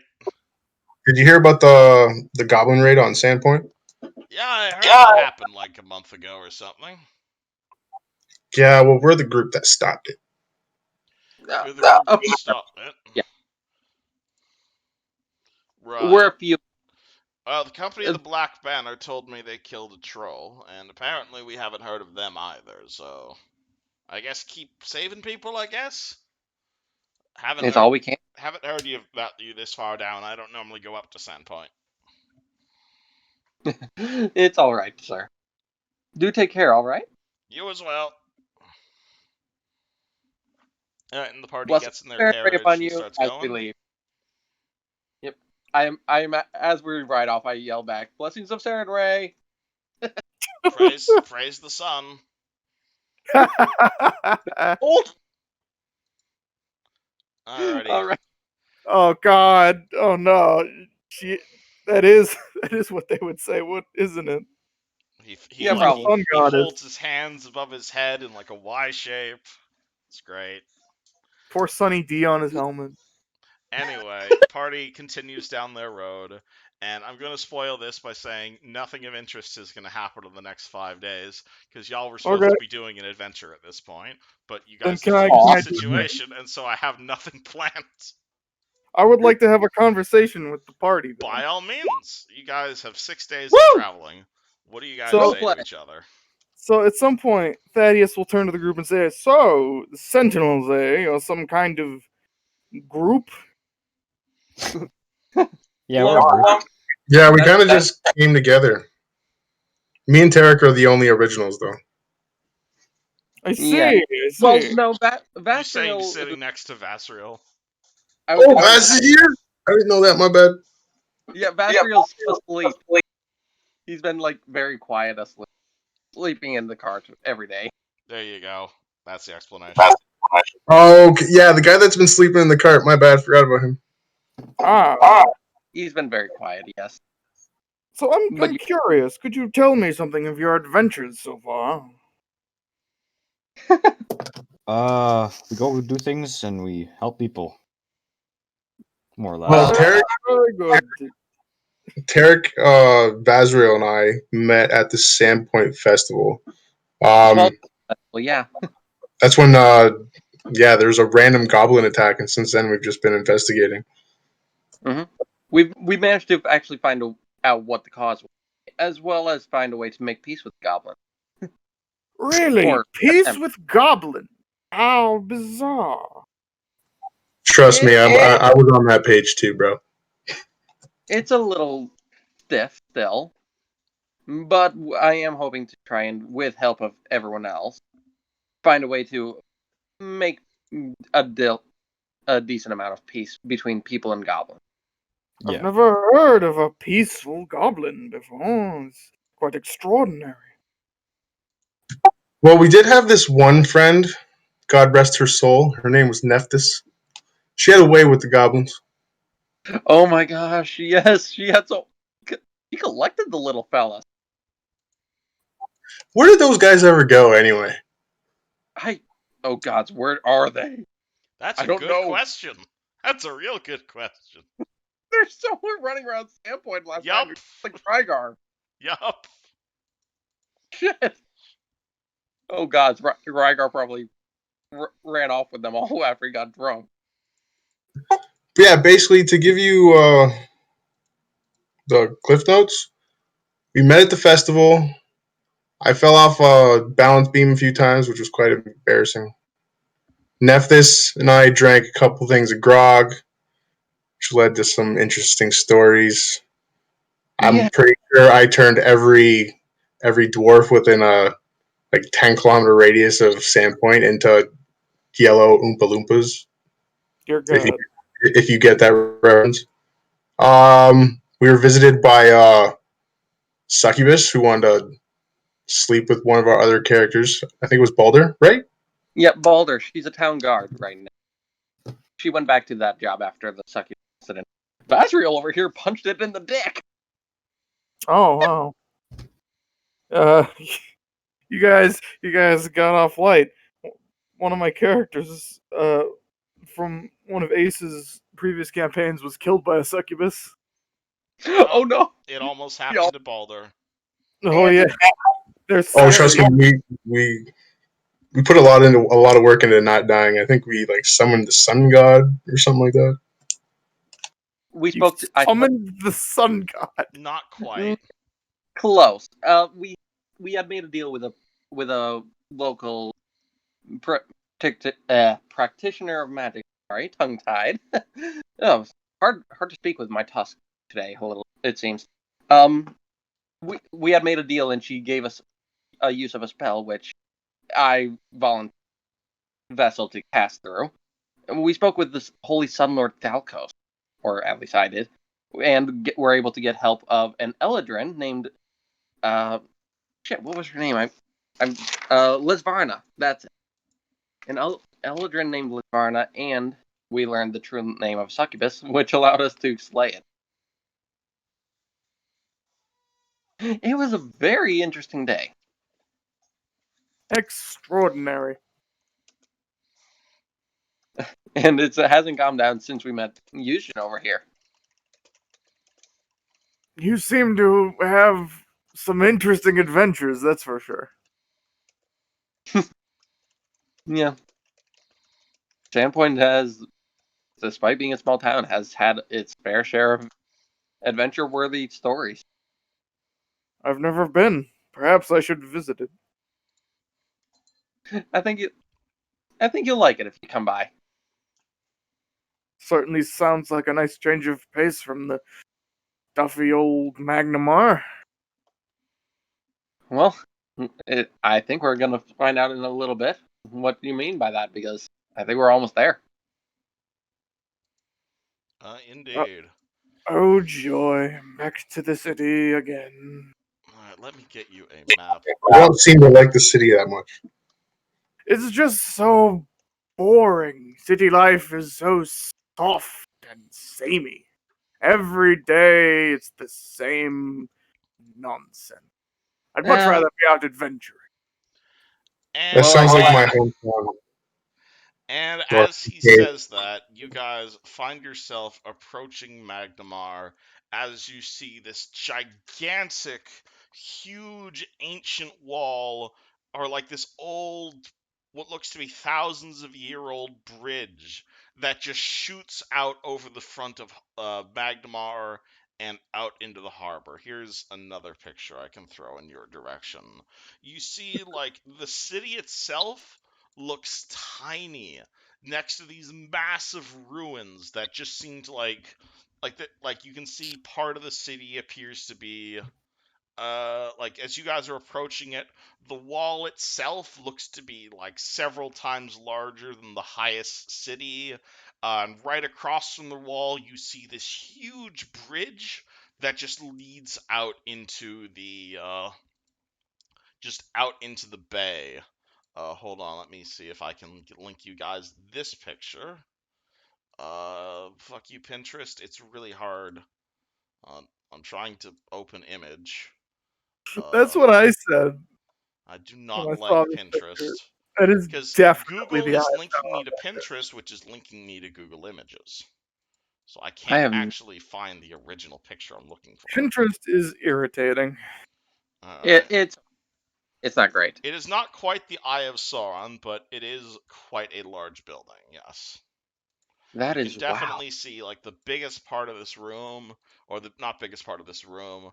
The biggest part of Magnemar is the Eyre's Spawn, which is like this giant old ruin bridge that just juts out from the city and looks to have completely collapsed many thousands of years ago. So Yeah. this is completely run of the mill for like Thaddeus and Vasriel, but for the other one of you guys who have never been to this city, it is perhaps awe-inspiring.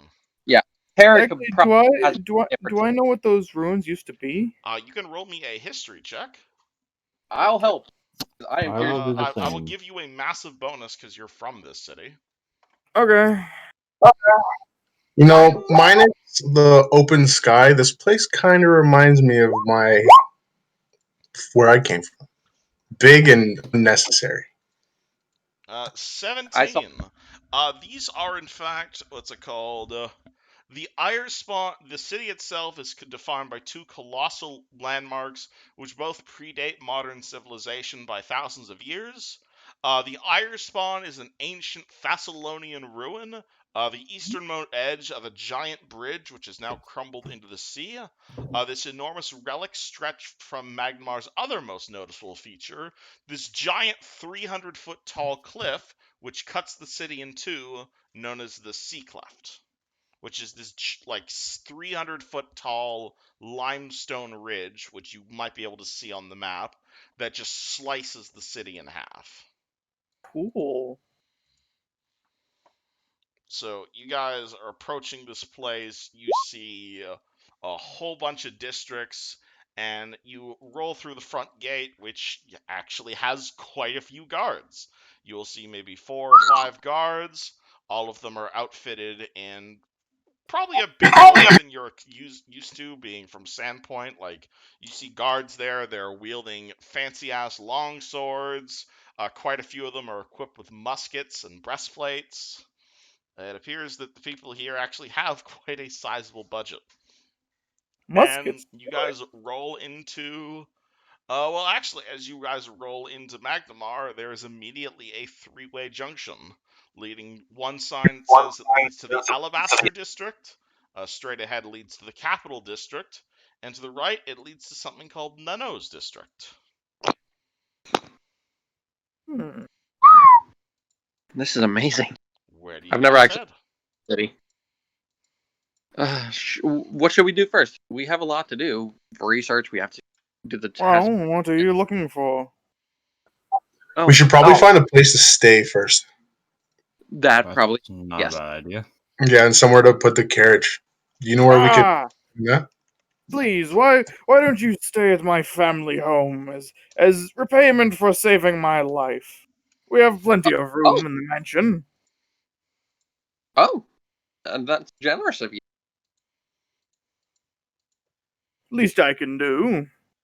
Lead the way, kind gentlemen. Yeah, Alrighty. And so- where exactly do you live, Thaddeus? Where's the rich people district? That is going to be Alabaster District, which is straight ahead. It is. There. All of the buildings here are completely made of marble. It is home to Magdamar's richest and most affluent citizens. Everywhere around you, you're seeing aristocrats, guild masters, incredibly wealthy merchants. You see grandiose villas and mansions that line the district streets that also house the small army of support staff. Each villain, there's not a whole lot of shops and taverns around here, but you will see just hundreds of servants running around. Some of them carrying wedding cakes, some of them carrying just like clothing, but most everyone appears to just be cooped up in their homes, not going to be walking around where the commoners are, even if the streets here are basically paved in marble. So yeah, Thaddeus will sort of lead you down to the end of a road, sort of on the border between the Alabaster District and the next district over, and it will lead you to like a smallish mansion, smaller than most of the others in the Alabaster District, not quite as well appointed, but still quite nice by the standards of Sandpoint. There are churches that are not as elaborate as. Would you like to describe your family home? I apologize for the state the estate is in. It's rather shameful, but family's fallen on a bit of hard times lately. And to you guys, it probably looks like immaculate, except the grass might be slightly too long, and like maybe the paint is coming off of like the marble fountain. That's exactly what I was picturing. Alright, you guys walk over to this giant rockstar mansion owned by the halfling in your cart. There is, of course, I'm certain at your home there is like a private stable, specifically meant for like a small fleet of horses. There's only like 50 slots open right now, so do you own servants? They probably have a couple. Alright, so not like the fleet of servants that some of the really rich people might have. He's only lesser nobility. Alright, so you will see that there's only three servants manning the stables, so some of them do actually have to make a return trip. One of them stays behind to just polish the shit out of your carriage. One of them rolls out a slightly damp-looking red carpet, opening the door as there is just a small army of maybe like 20, 30 servants, as opposed to like the 90 or 100 you'd see at another place. All of them lined up, everyone's holding feather dufters like swords, and you hear in the back people begin yelling, "The Master Thaddeus has arrived! Prepare the feasts!" And immediately, like, chicken begins cooking. So, Ace, I have a question. Yes. What's the nearest, like, large city other than Magdamar? What is the nearest large city apart from Magdamar? Probably nothing. You're kind of in the middle of nowhere here. I guess the capital, Corvosa? Okay. Yeah, so Thaddeus was kind of a city-state. Got it. So Thaddeus was like, well, I'm afraid the family will be away on business to Corvosa, so it will just be me to entertain you. But I hope you will not find your accommodations too lacking. I don't have words for this.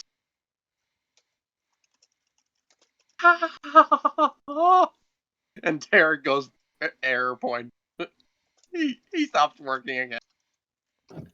Caius, Yusjin, how do you guys react to basically royalty? I'm not complaining. He's not basically royalty. He's on the shittier end of noble. You're on the shittier end of really rich.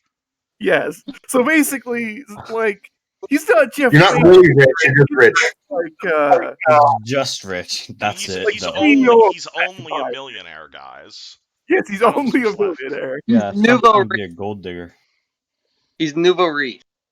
There you go. Alright, what do you guys do? Do you guys just stand in the hallway? You see servants coming over to take your coats. You smell. You probably see a whole lot of accommodations. I haven't actually detailed this building with Stabby here, but I imagine there's like a whole bunch of shit to do. Like you probably have like a smoking room, maybe even an indoor pool. We have a library. Oh, would you own a library? Oh, of course, Thaddeus is a scholar after all. He'd have like a study with big old like reclining chairs Bang! and You guys find yourself in a Victorian study. and walls just lined with books. Do I see any books that are based on ancient Thessalonian knowledge? Is that Oh, yeah. something that? Yeah, that's definitely something that interests him. Okay, What I'm definitely. about magic? I'm gonna like grab one if I'm allowed. Start Of reading course. through. Do you have any books on spellcraft, Thaddeus? Well, Thaddeus isn't like a spellcaster, but there might be some on like magic theory around. I don't know. Use Jin, roll me a perception check. Okie dokie. Guidance. Guidance, yeah, that'll do. Oh, well, never mind. What did you roll? An 8. Yeah, you don't see anything particularly magical here. An 80. I'd imagine most of the library is dedicated to things like ancient history and like a military history and all, the sorts of things that a well-to-do nobleman would learn. Oh yeah, Do you so have it? tons of Thessalonian stuff, not a Do whole you have lot of any? magic. I was gonna What say, do about you have books books on like about local? Runelords? One at a time. Oh, sorry. Hey, What about books on like local history? oh, tons. Like Sandpoint. Like, you spy a book that says the history of Sandpoint. Ooh. I'm gonna see if I find anything that's related to the fire and like Ezekiel and stuff like that from 5 years ago. Alright, you start reading about stuff from 5 years ago, or do you want to know, like, the founding of Sandpoint? I'm looking more for stuff that's related to the incident 5 years ago. So Alright. more recent.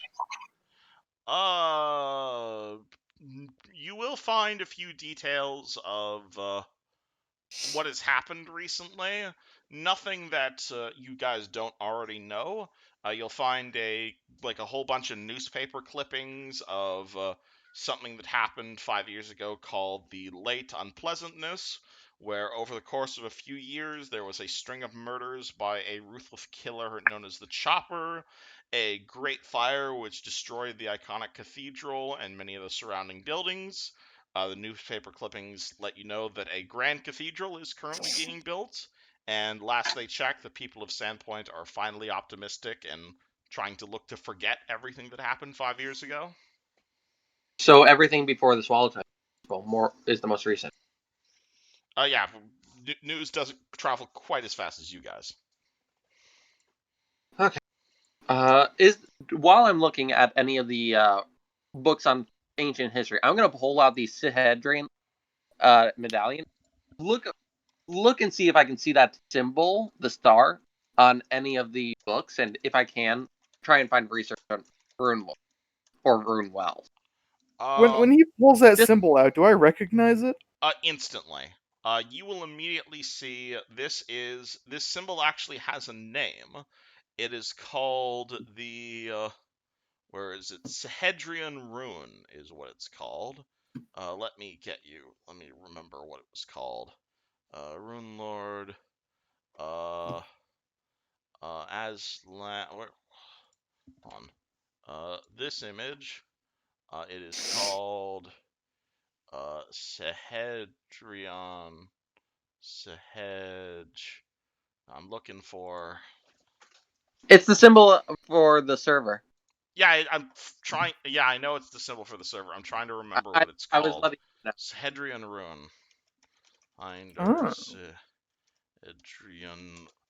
Sihedrian Rune. That's how it's called. I'm sorry, I cannot spell this shit. You're yeah, good. so this is So this symbol, both of you guys will recognize this immediately. I'm not going to make you roll because you have a book open. So this is the Sahedrian rune. It is a 7-pointed star that symbolizes the 7 virtues of rule in early Thassalon. Back in the day, when Thessalonian was originally founded, the Emperor Zin founded it on the 7 virtues of charity, generosity, humility, kindness, love, temperance, and zeal. Zin believed these were the 7 virtues where rewards were given to wise rulers.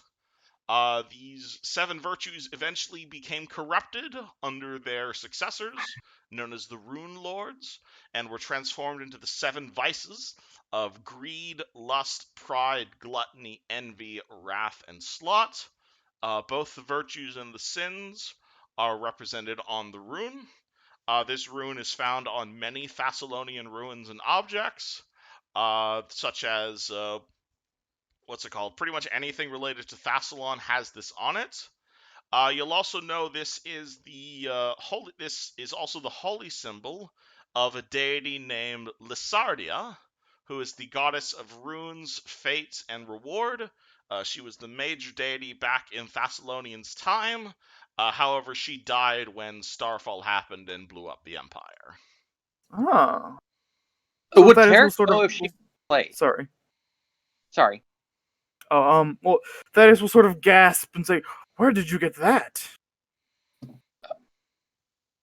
An old friend. Fascinating.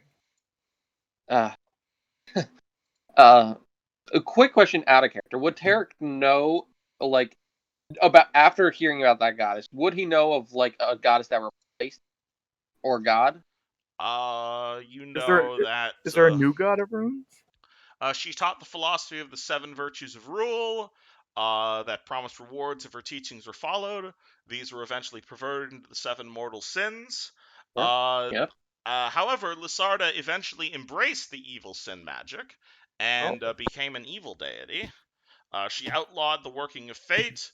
She seemed to have been the source, if not one of the major teachers of rune magic, through which the rulers of Thassalon basically carved her rune on everything. Near the end of Thassalon, she became much more slavish and violent, embracing mortification of the flesh, and she was very much one of those like Lamash. not Lamashtu, just about what's that thing called where people like slap flagellanate themselves and they Flagellation. Yeah, she was really into that. Not quite like Slanesh-like, but very much deity of duty, obedience, fate, service. And obviously, Earthfall happened. The Starstone fell to the earth, and her cult is one of the reasons that people believe that basically the apocalypse happened and wiped out the Thessalonians.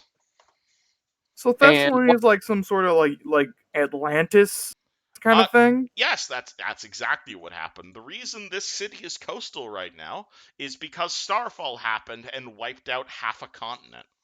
Oh, interesting. Jesus fuck. Yeah, Magnamar used to be an inland city, but if you look at the first map under maps, you will see there is in fact a sunken continent marked as Aslant. Yeah, these two landmasses used to be connected, and we called it Thassalon. Starfall happened, and that was the metaphorical wiping out the dinosaurs, as it were. But the dinosaurs are still here.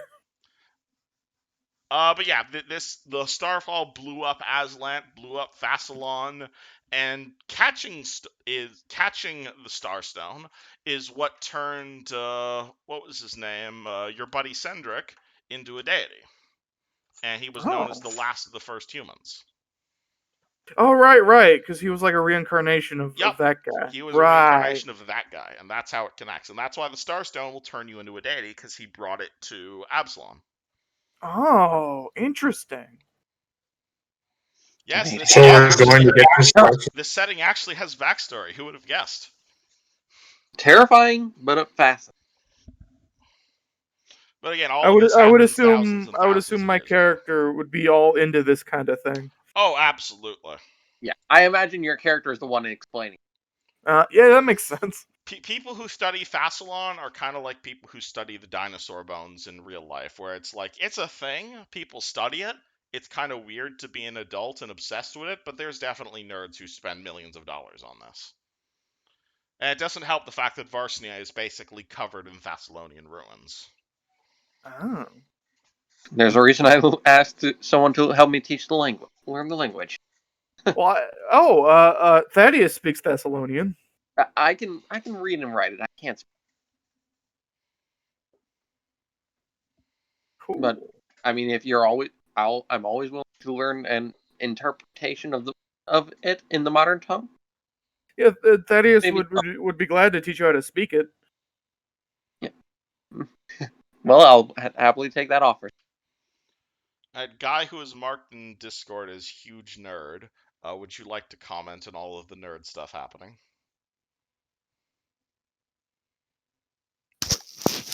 Oh, my mic has been disabled this entire time. I was very confused why you weren't speaking up. Oh, Yeah, that was why. That's kind of awkward. Right. You're good. What did you didn't want to say in the middle of all of that? Not much, really. Oh. Okay. Okay. So what should we do then? If you want to remember why you came to Magdamar, I wrote it down under #questlog. I know. I was asking the party which search for Shayless we can get to for that cleric, or we can go do a little bit of research before doing that. I think we should go look for Shayless first. Yeah, I think that's probably if anything has a time limit, it's probably that. Yeah, we could probably do other things while we're looking forward to. Yeah. Your young friend, do you know where she might have gone? Well, she was becoming an alcohol enthusiast, if that meant anything, and apparently she came into a lot of money. Oh dear. Other than that, we have no idea. She did want to get out of Samp as fast as possible, so it makes sense she came to Magnamar, but where would she have? Are there any brothels in town? Oh, God. Yikes. Are you asking that in character so we know? No, that was a joke. I'm just concerned that might be where she is now. Oh no. Are there any brothels? I mean, runaway teen comes to the big city. It's a thing that could happen. You know where would be a good place to start? Like maybe the town guard or something, or the city guard, should I say? You're welcome to ask. Yeah. Let's go ask. Go file a missing persons report. Yeah, we could ask the guards. We could ask maybe some of the local church. We should probably start with the guards at the main gate. The guards will be our first task. We can ask the church as we walk through it to see if maybe she stopped at one. That's fair, but I think we should start at the main gate first to ask those guards, because she would have had to come in through there, right? I would imagine so. I didn't see any other entrances. Could we file a literal missing persons report? You'd have to speak to a guard about that. So the gate it is? Huh? I guess we're gonna talk to the guards. Yeah. Looks like we're rushing to the main gate. Whoa. Some weird audio stuff is happening. Is anyone else getting I thought that was just me. Yeah, I heard that. I heard a little bit. If it's beeping, it's me. It's because I'm rushing to talk, and then I'm not saying anything. What was that character's name? It was that. Okay. Alright, so you head to the main gate. You see two guys sitting there with muskets, looking pretty bored. They look towards you. Yes, citizen? My apologies for disturbing you, sir, while you're on duty. Have you seen, and I'll describe shit.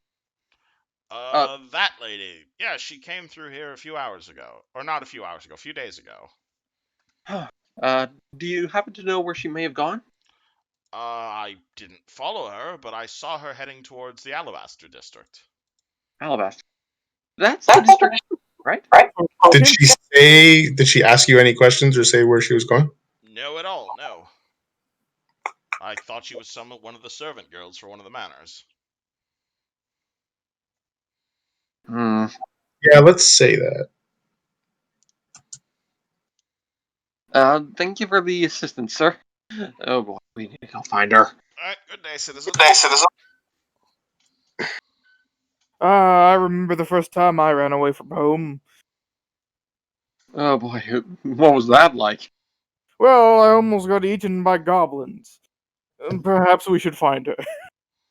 And perhaps on cue, party can roll me a perception check. Woo!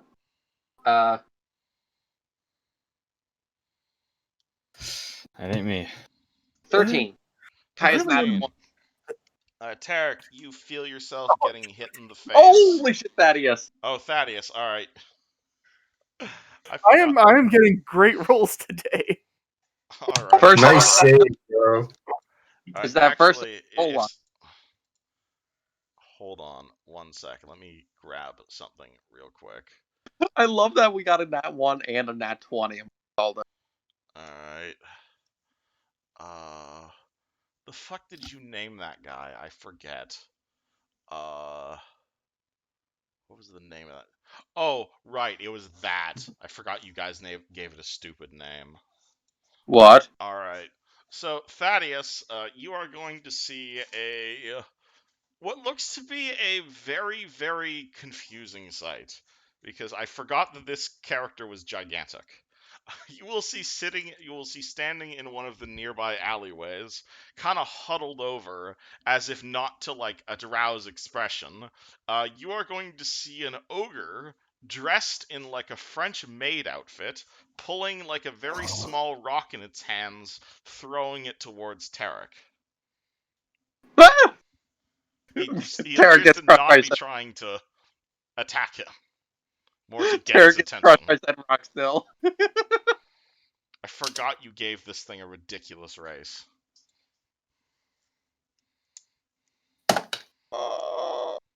How respond? You see an ogre in a French maid outfit trying to get Tarek's attention. And Tarek is currently under the rock. I'm sorry. No, it's just like a small pebble he's throwing at you. I'm sorry. The moment I heard huddle over ogre, all I thought was huge ass rock being thrown and crushing It's not me. a huge ass rock. He just throws a boulder at you. Yeah, this character does have 29. Holy shit, this character is 29 strength? Holy fuck. Holy shit! Yeah, that probably hurt Wow. Tarek still. Okay, yeah, so take a point of non-lethal damage as, like, a small boulder, that's it called, can be, like, lands near you and, like, the shrapnel hits you, and you just see an ogre in the shadows just, like, hover, like, its hand is over its face. It looks very embarrassed, and it's just, like, its other hand, it's like it's holding a finger up to its lip, and it's going, like, Very subtle. incredibly subtle. But about as subtle as you can imagine from an ogre. Ow! How react? Go talk. And Tarek's just rubbing his head where the rock. I say, that skirt-wearing ogre seems to be trying to get your attention, sir. I would think so. At which point, That's putting it nicely. At which point you see like a 7-foot tall ogre wearing a miniskirt. Oh boy, Thaddeus does his best not to look up. this is gonna be. Does this happen often in Magnamore? No, I can't. Does. Oh boy, I guess we should go talk to it. Only if you want to.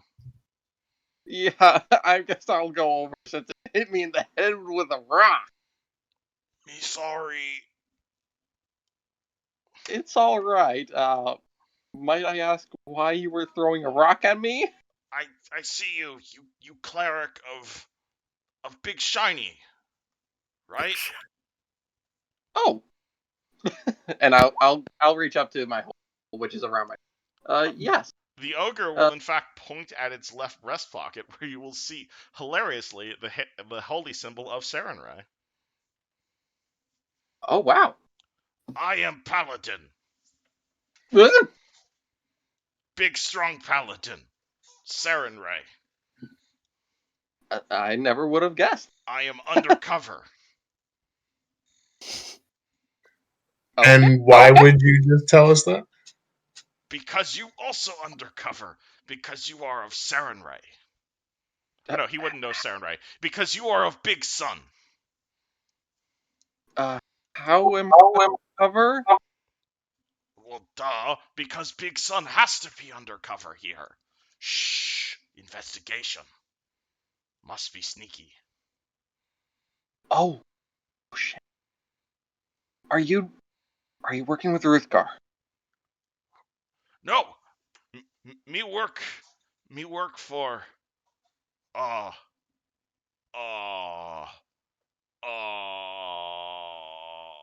New Vanguard. New Vanguard. Who's the New Vanguard? Vanguard. You can roll me a knowledge local check on that name.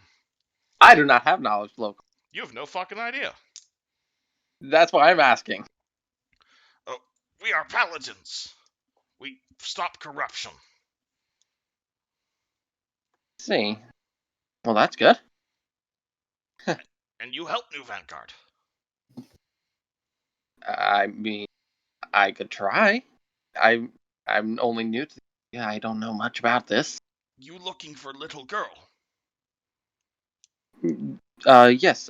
Like this, and I'll describe her again. Yeah, I Her? hear when you talk to Shooty Bang Bang. Okay. Okay. Do you know where she is? Yes, he says rather loudly.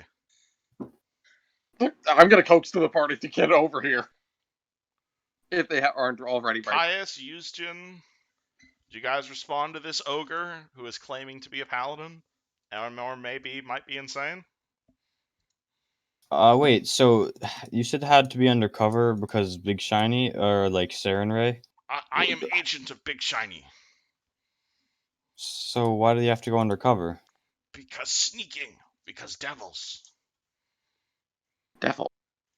Right. There is Big Angry Red infiltrating Magdamar. Would Tarek know anything like this? Roll me a religion check at -2. At -2, that means I'm at a plus still. 14. Something Cheliax, maybe might be what he's referring to. Do you mean from Cheliax? Yes, that big word. I don't remember a word. Sorry. You're okay. Cheliax and Magdamar. I see. Oh boy, that sounds good. They have your girl.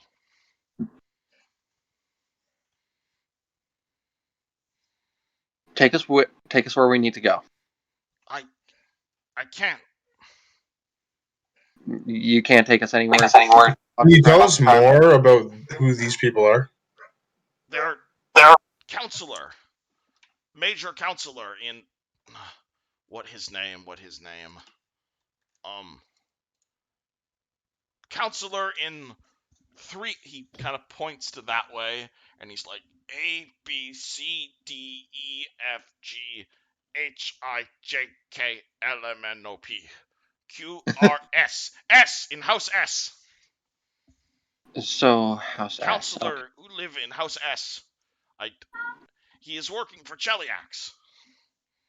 And I come here to stop him by disguising. It's a very good disguise. Thank you. Thaddeus, what do you know about a counselor? And I'm gonna point to about that house. Thaddeus. Stabby. Oh, he BRB'd in Discord. Shit. He had to go pee. He's not with us right now. Yeah, Thaddeus goes to pee. Caius, Houston, do you guys say anything? No. Do you think it's all that Sorry. Claiming to be a paladin. I have no idea what you just said. I'm saying, does your character think it's all that unusual that there is an ogre claiming to be a paladin wearing a miniskirt accusing a government official in Magnamar of being a Chilaxian spy? None of this seems suspicious to Very. Oh, very. I just don't know what to say about it. you. Okay. Tarek just heard that it has Shayla, so he's forgetting the whole fact to watch for social cues about love right now. That's why I haven't sensed. Yeah, I'm pretty much in the same boat. How long ago did you see her with him? A few days ago, they're looking for servants. Did she look like she was okay? I think. I am servant. I am going to pose as servant. And they are going to pick me up as servant, and I am going to be a servant, and I get inside. And what are you going to do once you're inside? Disguised. I will be disguised. And I go inside, and I will hit Chilaxian with big club. And he holds up a big club. Oh dear, that might be not the best. You're back. You might want to put that down. Do you have any proof that he was working with Cheliax?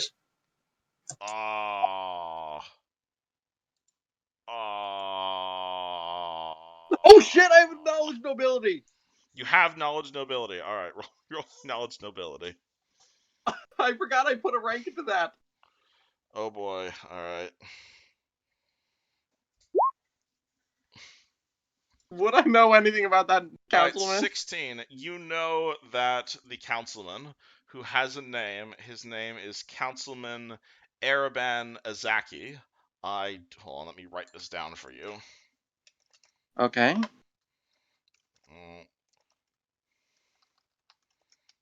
Councilman Aberon Awazaki. He is one of the counselors who advises the Lord Mayor of... so he's not like the mayor or anything, but he's like one of the voices on the town council, and he's quite the influential man. You know he's from Cheliax. He's not... his political... You don't know enough about the political geopolitics... Or you don't know enough about the geopolitics of Magnamar to like outright accuse him of corruption. But you do know he is ethnically Chilaxian, and he is a huge fan of like incredibly bloody Chilaxian operas. Okay. Like to the point where he would like invite all the actors over and throw lavish parties for them. Oh shit. Y'all, I got the voice. You remembered something, bro. Question, was that play that we were supposed to help Vasriel put on, was that Chilaxian in origin? You have no idea. You haven't met the guy yet. I mean, we were told by the other guy that we were supposed to help put on a play, and we were given a basic of the script. Oh, he gave you the script? Oh yeah, he did give you the script. Oh yeah, the very same. It is an incredibly Chilaxian play. I think I know how we're gonna get in there. Remember our little job that our friendly play stage manager gave for Vasriel? The guy that we accused of attacking the city? That Vasriel did while we were trying to help fix with the goblins and people. The play is Chilaxian.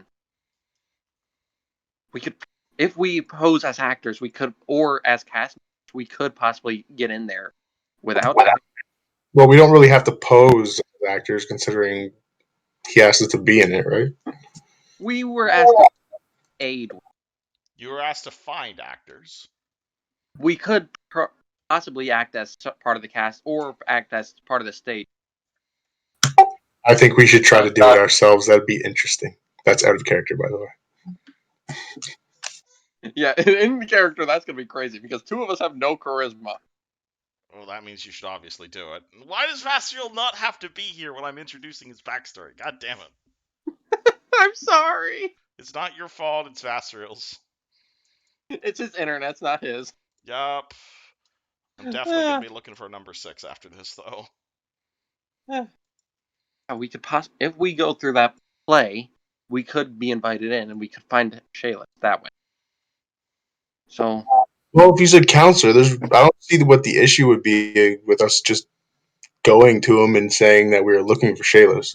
I think the issue is if he is a Chilaxian spy, it might not be the best idea to say be openly searching for a servant that we know is there, but he, for all we know, he might say she's not. We don't know what's going on inside that house. Well, we Ogre? say denial at that point. We could just say that we asked around town and we were told that she was seen with him, and whether or not he admits to her being with him could just be a lead into us finding her. True. And if we end up finding out later on that he did lie to us, that might prove that he might be a bad guy. Wait a second. Which of you, Yushin, Kais, which of you has the ability to change to disguise yourself right now? I can change my clothing at will, but not Did you guys my not take face. that hat of disguise? One of you took. I don't really think it's have it. necessary. We're just asking if he's seen Shayla's. We're friends of her father's from Sandpoint. She went missing, and we were looking around town. We were asking questions, and someone told us that she would be possibly with him. I don't see what that's a big deal with that. Well, I was thinking it might be a good idea to at least hide who we actually are, at least when to him, in case he is lying. Because wouldn't it be a little suspicious if, say, we're members of the cast after we came to him before, and we suddenly are invited to his party? Not really. That could just be another part of the reason why we came to Magnemar. Just on Shayla's had happened to run away in between. Doesn't seem suspicious to me. I think if we do try to pull the wool over his eyes and lie to him and stuff like that, it might end up backfiring. Especially if we don't know if he's a bad guy or not. That's pretty much what happened with the bard guy at Sandpoint. I just wish to be a little cautious. I don't see the harm in asking if he's seen Shayla's. I can. Would you mind at least loaning me the hat? I can at least make myself not look orcish.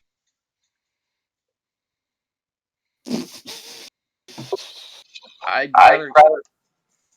think it would be best if someone that is better with words might be able to talk to him about that, though. Well, you're all low charisma nerds since Omeko left.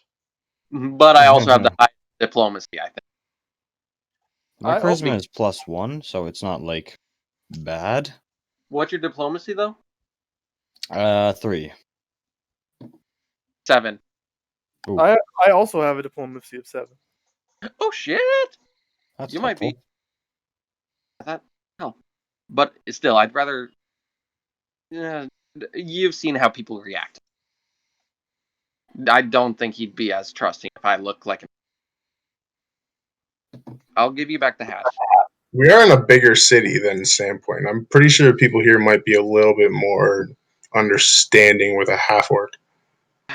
Maybe. Still better safe than sorry.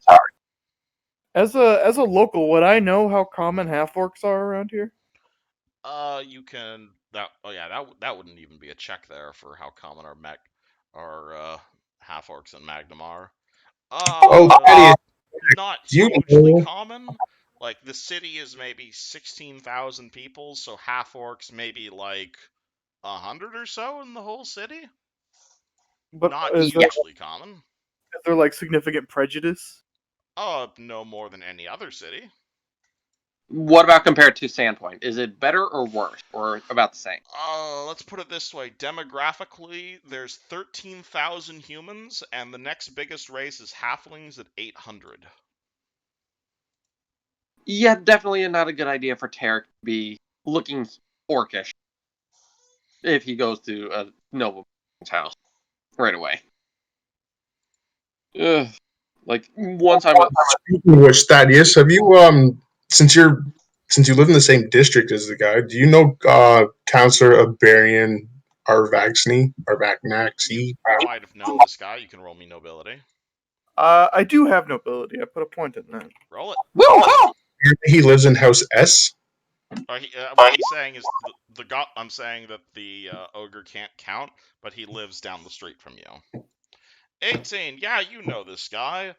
He was one of the people who moved out of West Crown after the whole rebellion bullshit happened. He's known to be a bit of an asshole. He throws lavish parties occasionally. Occasionally invites people down from Cheliax here. He's had a few suspicious things thrown at him, but he's kind of Donald Trumped his way through things. There's a reference that won't age quickly. But yeah, he is not the most notable guy, but he has a lot of money and he spends a lot of money investing in the infrastructure of Magnamar, and so that's won him a lot of political favors. Ah, yes, I've heard of the fellow, that Chelaxian devil. What do you want with him? Well, according to our fellow warship here, Hello. and I'll know after that, Ogre. You see it. Seems he might know a bit. As you come back from your piss, you find yourself standing in front of a giant ogre. Yes, the one in the skirt, I remember. Yeah, this is Cendric's cohort from the previous campaign. Wait. Yes. But why is he wearing a skirt? I'm in a disguise. Oh. I'm gonna disguise myself as a servant. Wait, isn't he a paladin now? Yes. He is Oh my levels God. paladin. It's great. Quick question though, did I notice anything off about them besides the fact that they're ogre regarding their holy symbol or anything like? His holy symbol looks to be he's actually got two holy symbols. It's called because yeah, that happened. He's got one holy symbol of Sarenrae on his left breast pocket, and on his right breast pocket you see this open eye, which you know to be the holy symbol of Cendric. Okay.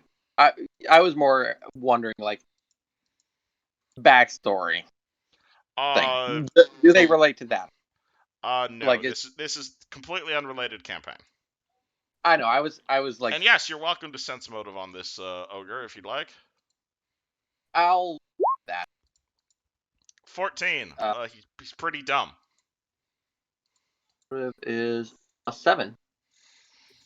So I can't judge whether or not he's just stupid. Not much. He might be stupid, but you don't think he has the capacity to lie to you. Same answer.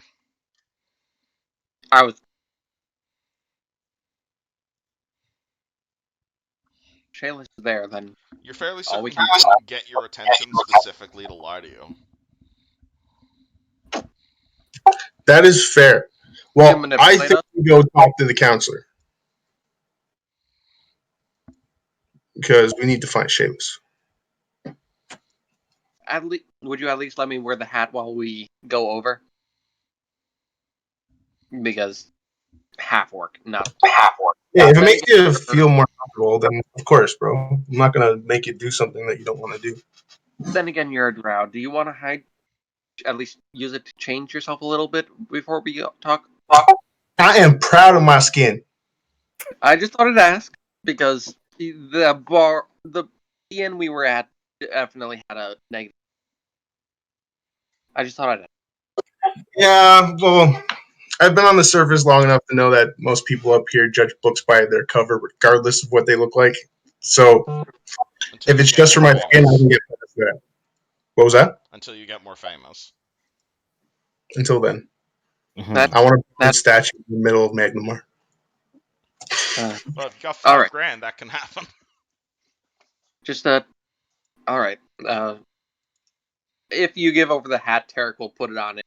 With a little work, he'll use it to make himself basically look like a human version of himself. So tusk gone, human colored skin. All right, cool. You have plus 10 disguise while that hat is active.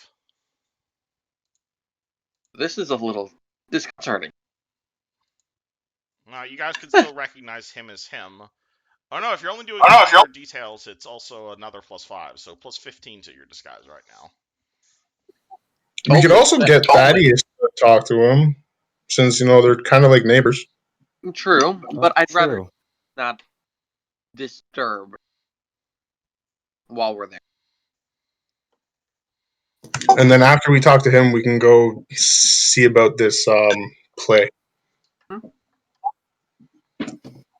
Alright, so what's the You party may- do? You may want to fill me in on exactly what we're talking to him about before you ask me to do any talking. The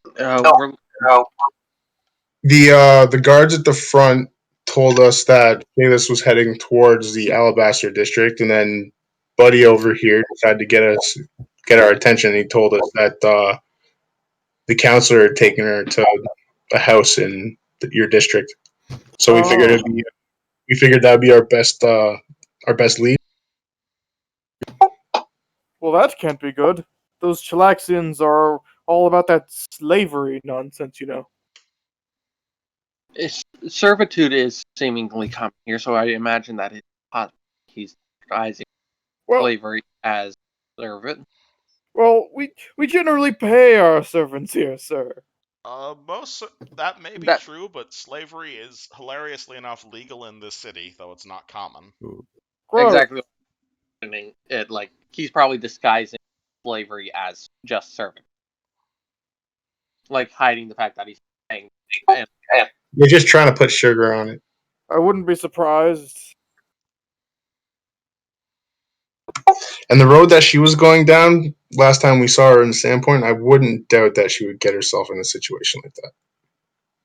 Well, we had better hope that she doesn't get sold off and shipped somewhere before we can find her. So I say we stop talking and we start moving? Yep. I think we're set since I'm looking like this. Oh boy. What's the party? Let's go. Do we know specifically where he's staying, or are we going to have to ask around for it? The ogre pointed you towards one of the manors. Okay. Manor S. Do you head in that direction? I think so. Yeah. Alrighty. So who will lead with the conversation? I'm gonna go sneak into the building now. Oh God. Alrighty. Unless you have better. Yeah, I don't think you should try sneaking anywhere. Well, yes, I am great at sneaking. Can we tell if they're good at it? My friend Armin teach me how to sneak. He best sneaker ever. Oh no. Oh no. See, look at this, and he looks at the wall, and he's like, now I can't see you, so you can't see me. Best sneaking. Yeah, that's not how it works. I still can't see you, and he begins shuffling out of the alleyway. He'll be fine. Do you guys stop this ogre? I don't think it'd be a good idea him sneaking in while we're trying to get information out of the counselor. That might not look very good. Yeah, but do you really think anyone's gonna stop him? He's like 8 feet tall. Yeah, I wouldn't want to fuck with him. That's all I gotta say. Look, you see an ogre in a maid costume walking through the building. You don't ask questions. Yeah, especially if he actually is a paladin. That's even more. Okay, so you just let him shuffle out of the alleyway? Yeah, we'll probably wait a bit before they go over. He turns the corner, and as far as you're aware, he just vanished. Oh dear. Should This is gonna be interesting. Yeah, we should get over there. Okay, let's go. Goodbye, Shrek. Goodbye, Shrek, indeed. I am so disturbed by that. It's hilarious. Shrek in a maid outfit is kind of hot, though. Hey man, I didn't name this character. Alright, and don't ask how they turned an ogre into a paladin. It's a long story. I don't want to know, but at the same time I do. Alright, so the whole party is walking up to the, what's it called, the Councilman's Manor? Or just Tarek?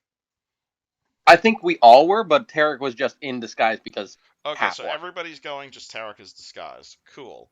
Alright. And I think we're gonna get Thaddeus to talk to him since he's like a local. All right, so you walk What do you want me to towards- ask him? Yeah, that's so. You find What I yourself. think we should say is basically we just knock on his door and like formal introductions and stuff like that, and then just tell him that we're looking for a girl named Shayless. Give her give him the description. Tell him that one of the guards in the front gate pointed us in this direction. You head over. You see a giant, opulent building of iron and stone looms over this neighborhood in the northern Alabaster district. The councilman's home is anything but subtle.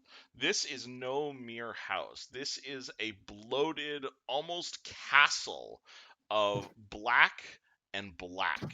There is a huge manor with rustling gargoyles dancing upon the top, with hooks and nails upon the fence to prevent the birds from settling. You see nearly 24 chimneys, with black plumes of smoke boiling up, with promising an interior as warm and welcoming as the exterior is cold and foreboding.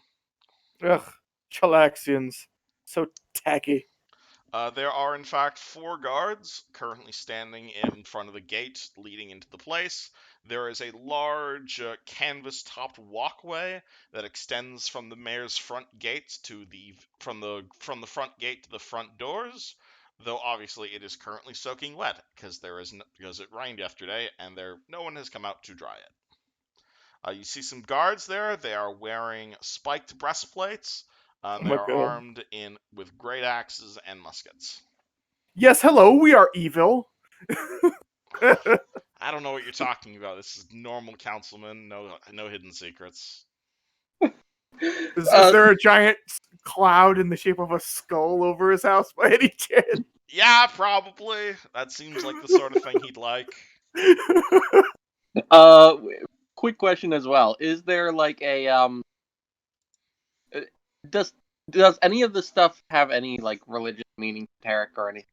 Or I don't know. Does giant black spiked gargoyle gates have any religious meaning to you? like does he know of any religion behind that? Such? You do not see any obvious holy symbols in the place, no. Okay. And just as we're walking up, just flick the fingers, detect. Maybe one or two of the guards might be holding an enchanted item or two.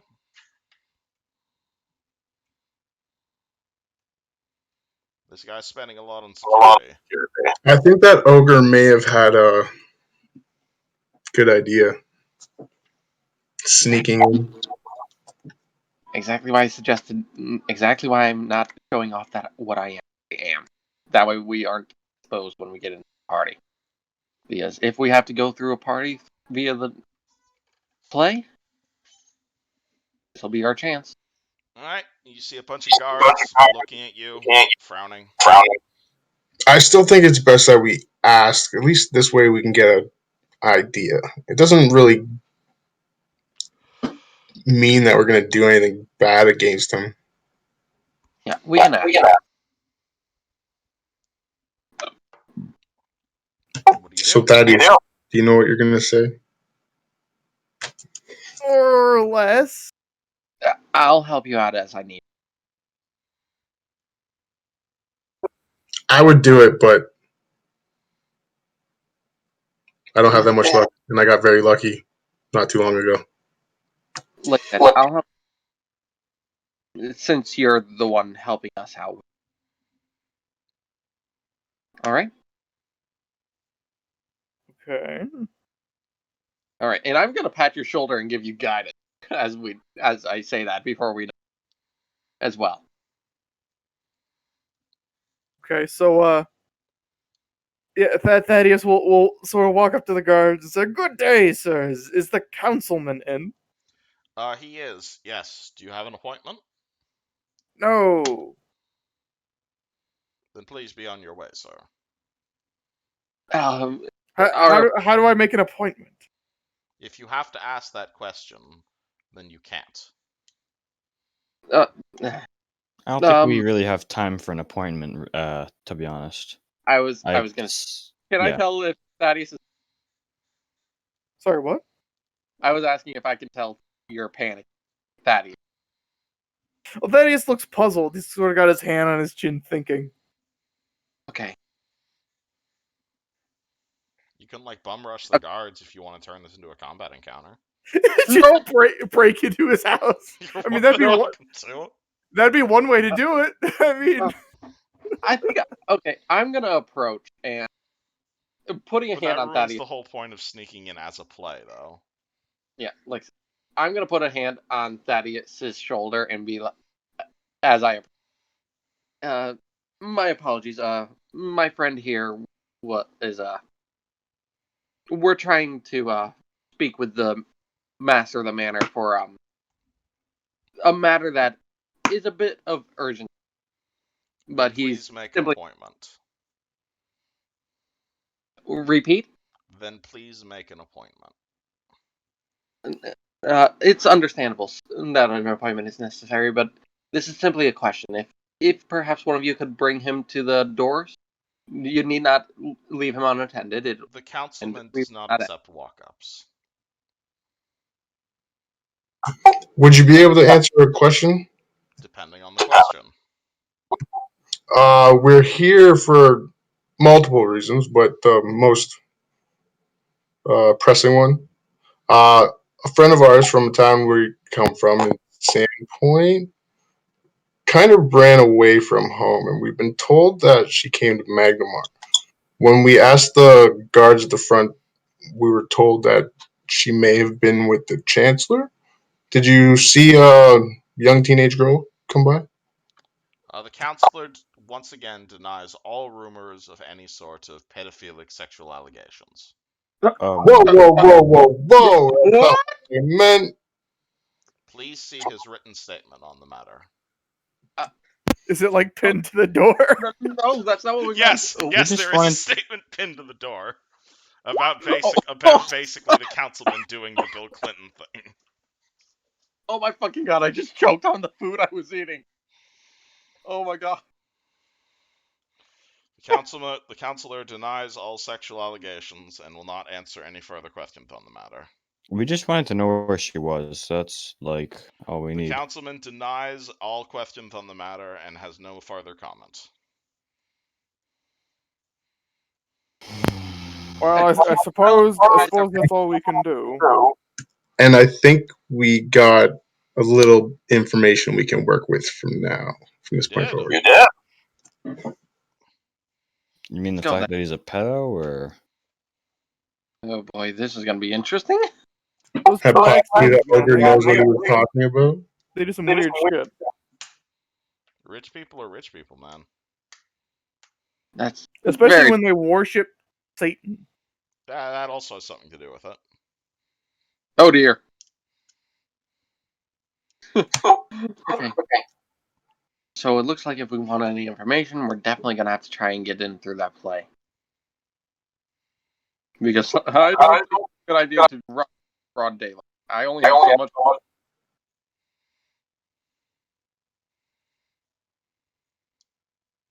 Well, I guess we'll give up for now then, right? I don't think we should give up. If he's being accused of these kind of actions, and I'm also not saying this loud so the guards can hear me, just to the group. I imagine we're all like huddled, whispering. If there's other people in the city that are accusing him of these things, we should probably go there next. They could probably give us more information on this guy. But that's probably true. Yes. Considering what's going on, I don't think we should put this off. Yeah, it's if this is what we think it is, then we're definitely gonna have to try and get in there. Like I said, but if it's not, it will be rather embarrassing. All right. I guess we should go then. Where does party head? Is there anywhere in town where we could find out more information on this guy? Like maybe like town hall or some shit? There is a local town hall, yes. Okay. Would the town hall have these so-called allegations and Ooh, I have records an idea. during it? Who- Yes, but you're going to need to wait till next session for me to actually come up with them. Okay, but does he have any political rivals we could hit up? Yes, but you're going to need to wait until next session for me to come up with some. Okay, because I was thinking there's no better way to get the dirt on this guy than asking people who hate his guts. Well, actually, on the subject of digging up dirt on this guy, you yourself are fairly rich. So if you yourself want to, go carousing in the rich district for a while, you might be able to find something. Oh, I could try that, yeah. Go to some fancy dinner parties, ask Yeah, some but questions. basically be a fancy pants. His pants are very fancy. While the Would rest of you- the party does something else. Okay, that's what I'll do. Are you gonna throw a ball? I believe So, you guys I were do have a trying to question. get into a ball, but And we're having a ball. that I would. do have a question for the party, though. Why did she run away? Does anyone actually know this? We left her alone, and she was developing an alcohol problem. Not to Teenagers are dumb. Not to mention, I heard him in the face. Yeah, basically, we were debating about telling her dad about the actual why without his pants in her base. Oof. Yeah, that's another story. Yeah. I'm not very what's the word I'm looking for? I'm oblivious to being hit on, and I thought she just wanted me to help her clear out the rats in her basement, but that wasn't the case. And part of well, my she wanted you to help I- clear I out got the fault. rats in her basement. and I was Wink, wink, nudge, nudge. That is a really bad innuendo. yeah. Okay, she was 17. Give It makes her a it break. sound like it was like Yeah. STDs None or of us something. noticed the age, even though Tarek realized, oh, the girl wants it. Tarek did not Anyway, notice. what does party do? Well, I'm gonna do that thing. What is the rest of everyone else doing? You're gonna start hosting a ball? Oh dear. Well, no, Not I'm gonna go to hosting a ball, but I'm gonna go to some fancy dinner parties and see what I can dig up on this guy. Okay. alright. Let's. While that's happening, well, since we can't deal with that yet, that means that the only other options we have are we should work on the play, which will get us in there, and work on the task for the Paladin. We have to go meet a cleric. You also have So- one other thing you should be doing. Do what?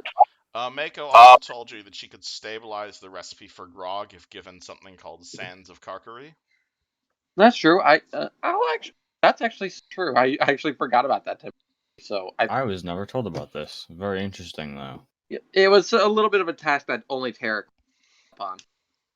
So I think I might actually see about heading down to the market, or if there is one, to try and find that. If you can point me in the way of that, Thaddeus, I don't want to get. How many targets does hypnotize affect? Up to 2d4 hit die. So it depends on the level and what you roll. Awesome. Alright, so you may roll me a diplomacy check, Mr. Fancy Pants, for what you learn at Fancy Balls. Okay. 16. Okay. Oh, you start speaking to a bunch of people, blah, blah, blah, alcohol, blah, blah, blah. And you hear a rumor that's been going around about him. Something, sick, deformed child? And she's all like, "Oh, I'm so sorry. I didn't believe you hadn't heard. I'm so sorry for what happened to him. I'm so concerned about what he's got locked up in his attic." Sorry. He has something locked in his attic? Yes, A sick, deformed he's got this deformed son or daughter or some child locked up in his attic who's susceptible to terrible sunburns and he's unpleasant to look on. It was a few months ago. We were at a ball at his house and someone was heading upstairs and we were trying to head into the attic to find room to smoke and suddenly the mayor threw a huge fit about it. Okay, He that's didn't want interesting. anyone inside of his attic. I think it's because he's got a secret son up there. Interesting. Or a harem. That's a possibility. But then why would he be so private about it? I don't know. He I want doesn't to seem know. the subtle type. I think he's got some sort of child locked up there who just can't see the sun. Ooh, what if it's a vampire? Ooh, maybe it's a vampire. Blah, blah, blah, blah, blah. So he's got something in the attic. That's useful information. And the rest of the party was following up on the Vass lead while Vass isn't here. I was actually following up on the sand. Oh, yeah. The sand was an incredibly minor thing. Spend 100 gold and add this to Grog, and it'll still be wild and crazy, but it won't be nearly as wild and crazy. Yeah, I'm doing that because I want to bring that back to Sandpoint as soon as possible for a Mako. I gave you this when Ameko was still an NPC, and now she's an NPC again, so it works. Yep. What a coincidence. Could we reproduce this if we had some of it, or would we always have it's basically a stabilizing agent. It's the magical equivalent of protein powder. You mix this stuff into Grog, and it won't be nearly as wild and crazy. Mm-hmm. Sandpoint would need an alchemist, basically. Yes, also Sandpoint needs an alchemist. That's another reason you guys came to Magnemar. He tells you, as for reproducing Sands of Karkari, he'll tell you the name is in fact quite literal, and this is in fact sand from the dimension of Karkari, which is one of the dimensions of hell. Oh. Do I know how easy it is for people to get access to that, or no? Well, there's one real easy way to get into hell that you're probably aware of. As for getting there while still alive, slightly more difficult. Yeah, that's what I mean. Like, is there a way for people to get there High-level magic is the long and short of it. Fun. But this is like a small bag of sand, so... And I have... Woo! Is it one use per bag? Oh, no, the bag can be at... The bag, you have enough sand. You just need, like, a small grain of this stuff. Anywho, alright. Alright, I'll take a bag of it. Alright. When we find it. So, Yep, Yushin, you are going alone with Caius to... Or not alone, you're going with Caius to, the dress rehearsal, as it were? Yes. Cool. Oh, back your hat now, Caius, by the way, too. Sorry. Alright. What's this hat you're speaking of? Did you not write this down? Probably not. Okay, well, if you didn't write it down, you guys don't have it. Huh. Yeah, I don't remember ever getting a hat that changes my appearance. Okay, well, then I guess you guys forgot to loot it. Yeah, it Where might be was it from? Where was it from? Of Nualia. But yeah, Vasriel might actually, for all we know. We won't know until he tells us. Yeah, you can poke Vasriel about it, but if it's not written on your sheet, you don't have it. So check on that before next session. Okay. Yeah, I wouldn't think something that would change my appearance. I'm proud. All right. So the two of you guys head your way to the Limestone Theater. I don't know if it's marked on the map there, but you guys are no longer in the super rich Alabaster District. You're in like the central capital district, as it were. You spend like a few minutes heading straight down.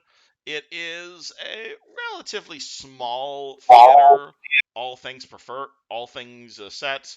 It's rather small, and for larger productions, it looks more like a place for dress rehearsals and a headquarters, as opposed for actual value. You head out the front, and you will see a sign out the front that looks to be just crudely painted on, pointing into the service entrance, where it says actors wanted. The Sands of Cuckery. Hold on, I wrote it down. Or Karkari. I wrote it in the quest log.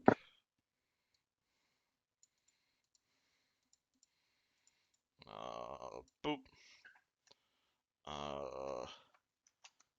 There you go. Thank you, sir. What do you two do?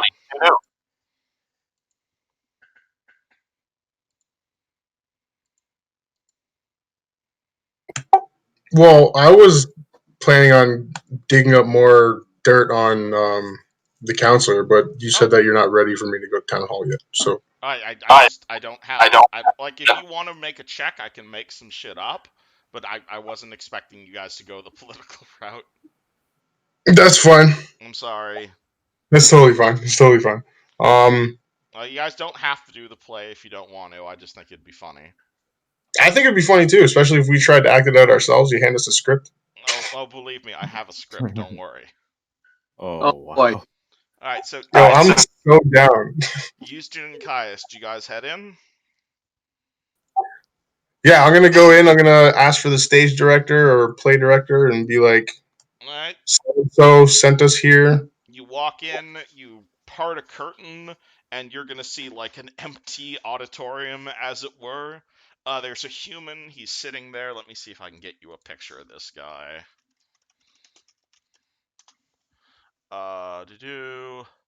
That's his picture. It's just me and Thaddeus, right?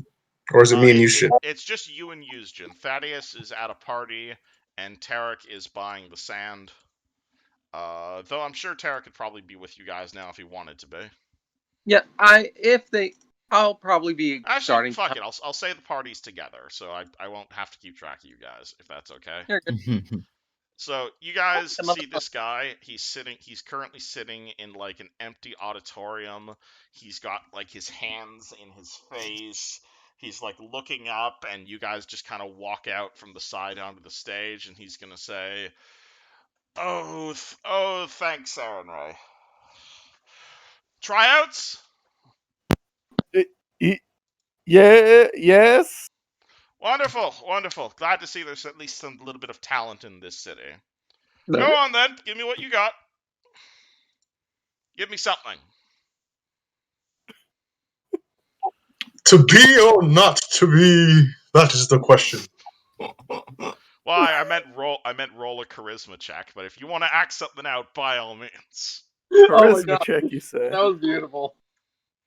Well, if you have any actual ranks and perform act, you can roll that too, but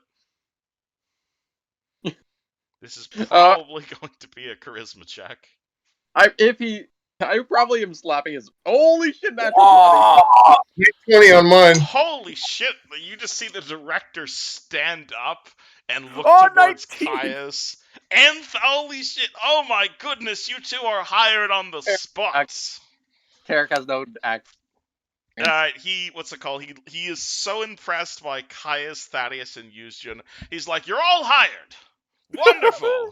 My name is Director Nonon. Welcome to this production." Thank you for the introduction. Thank My you, name my is good Caius. sir. My name is Caius, and I bow. Director Nonon, out of West Crown. He extends a hand towards you. Back. I'm just gonna like whisper over to Tarek. What was the name of the bard in Sandpoint again? Let me look real fast because my player memory is awful. Tarek probably does remember it. Serdic Drokin. Oh, you're friends of Cyric, are you? Yeah, Eric sent us here saying that you needed a hand with something. Oh, I needed a hand. Oh, you are the sight for sore eyes, my good sir. I've been trying desperately for the last 2 weeks to find enough people out to perform this play. It's a bit of a difficult production, I will fully admit, but with you guys here with that kind of performance, that's the sort of thing we like to see. We are going to be going out there and earning a heck of a lot of coin, because, my good sir, opening night is in a week.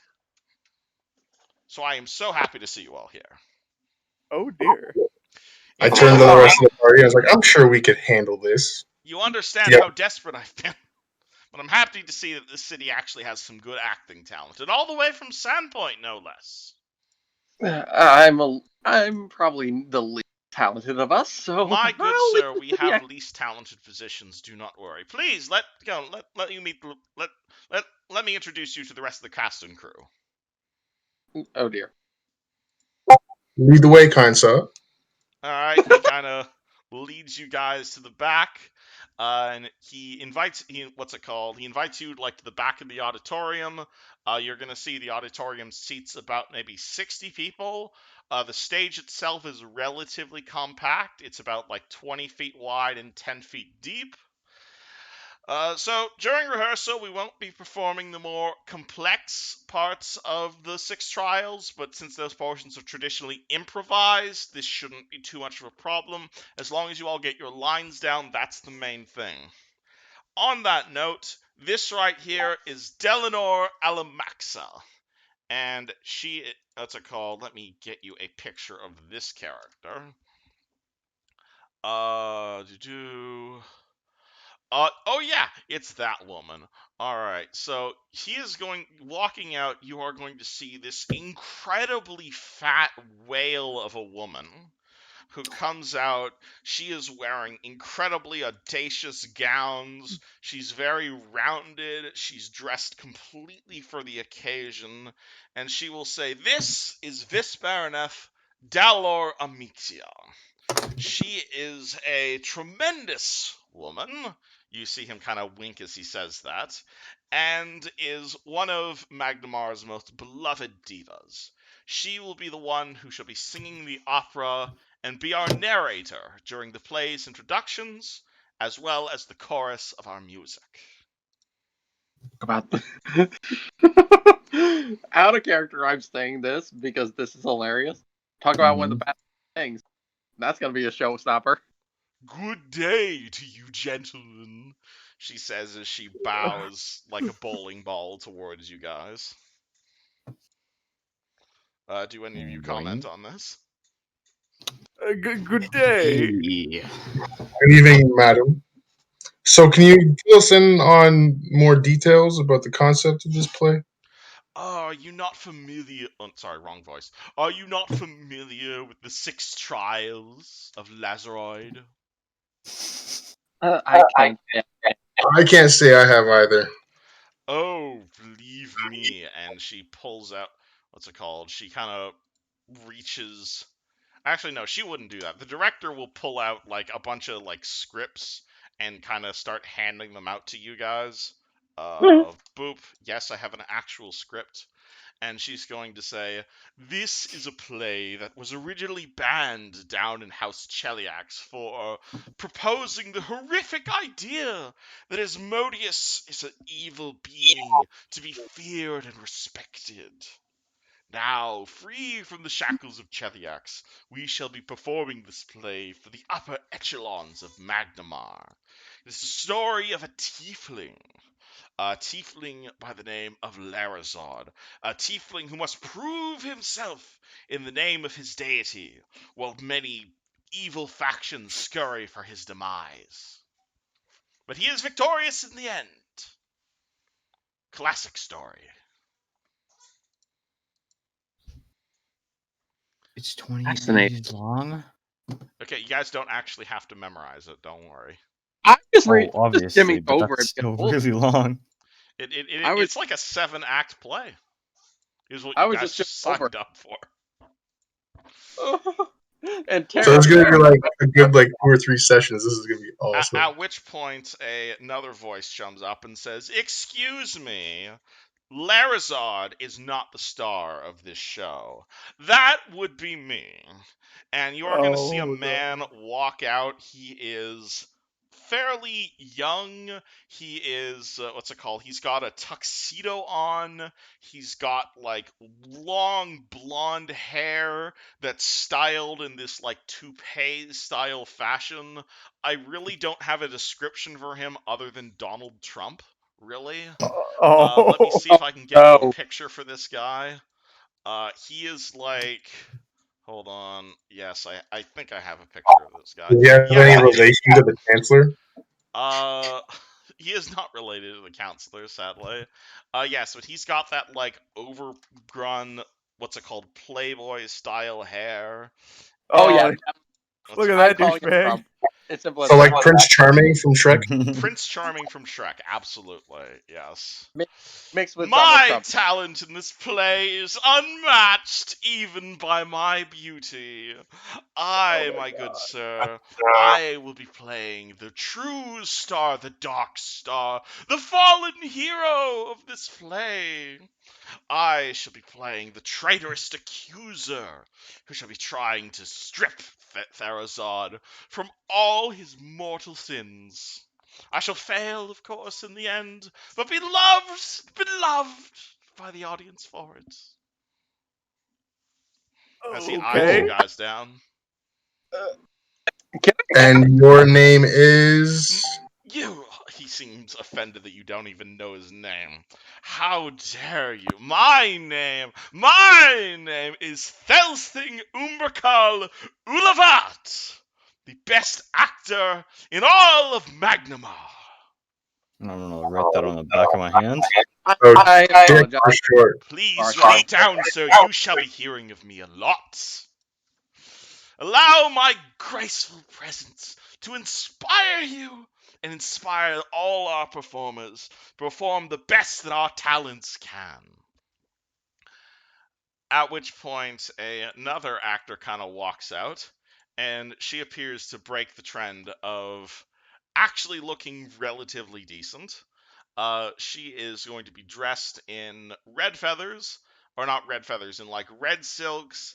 She's got a crown on her head. She is a bit of a short one, all things considered, and she's going to say, "Hi, my name's Calicia. Thank God, somebody normal. I'm playing, what's the?" She looks towards the director. What's the name of my character again? No. You're playing Elysiria. You are the love interest. You are the reason that Larazad is going through these tribulations. Yeah, I'm playing Elysiria. That's gonna be my role. Hi, nice to meet you guys. Someone else that Hello. this is probably from the same apparently. Yay! I hope we can work together. Hope it's all gonna be good. I look forward to it. And Honor then will be ours. finally, you're gonna see another guy come stumping forward. Let me get you.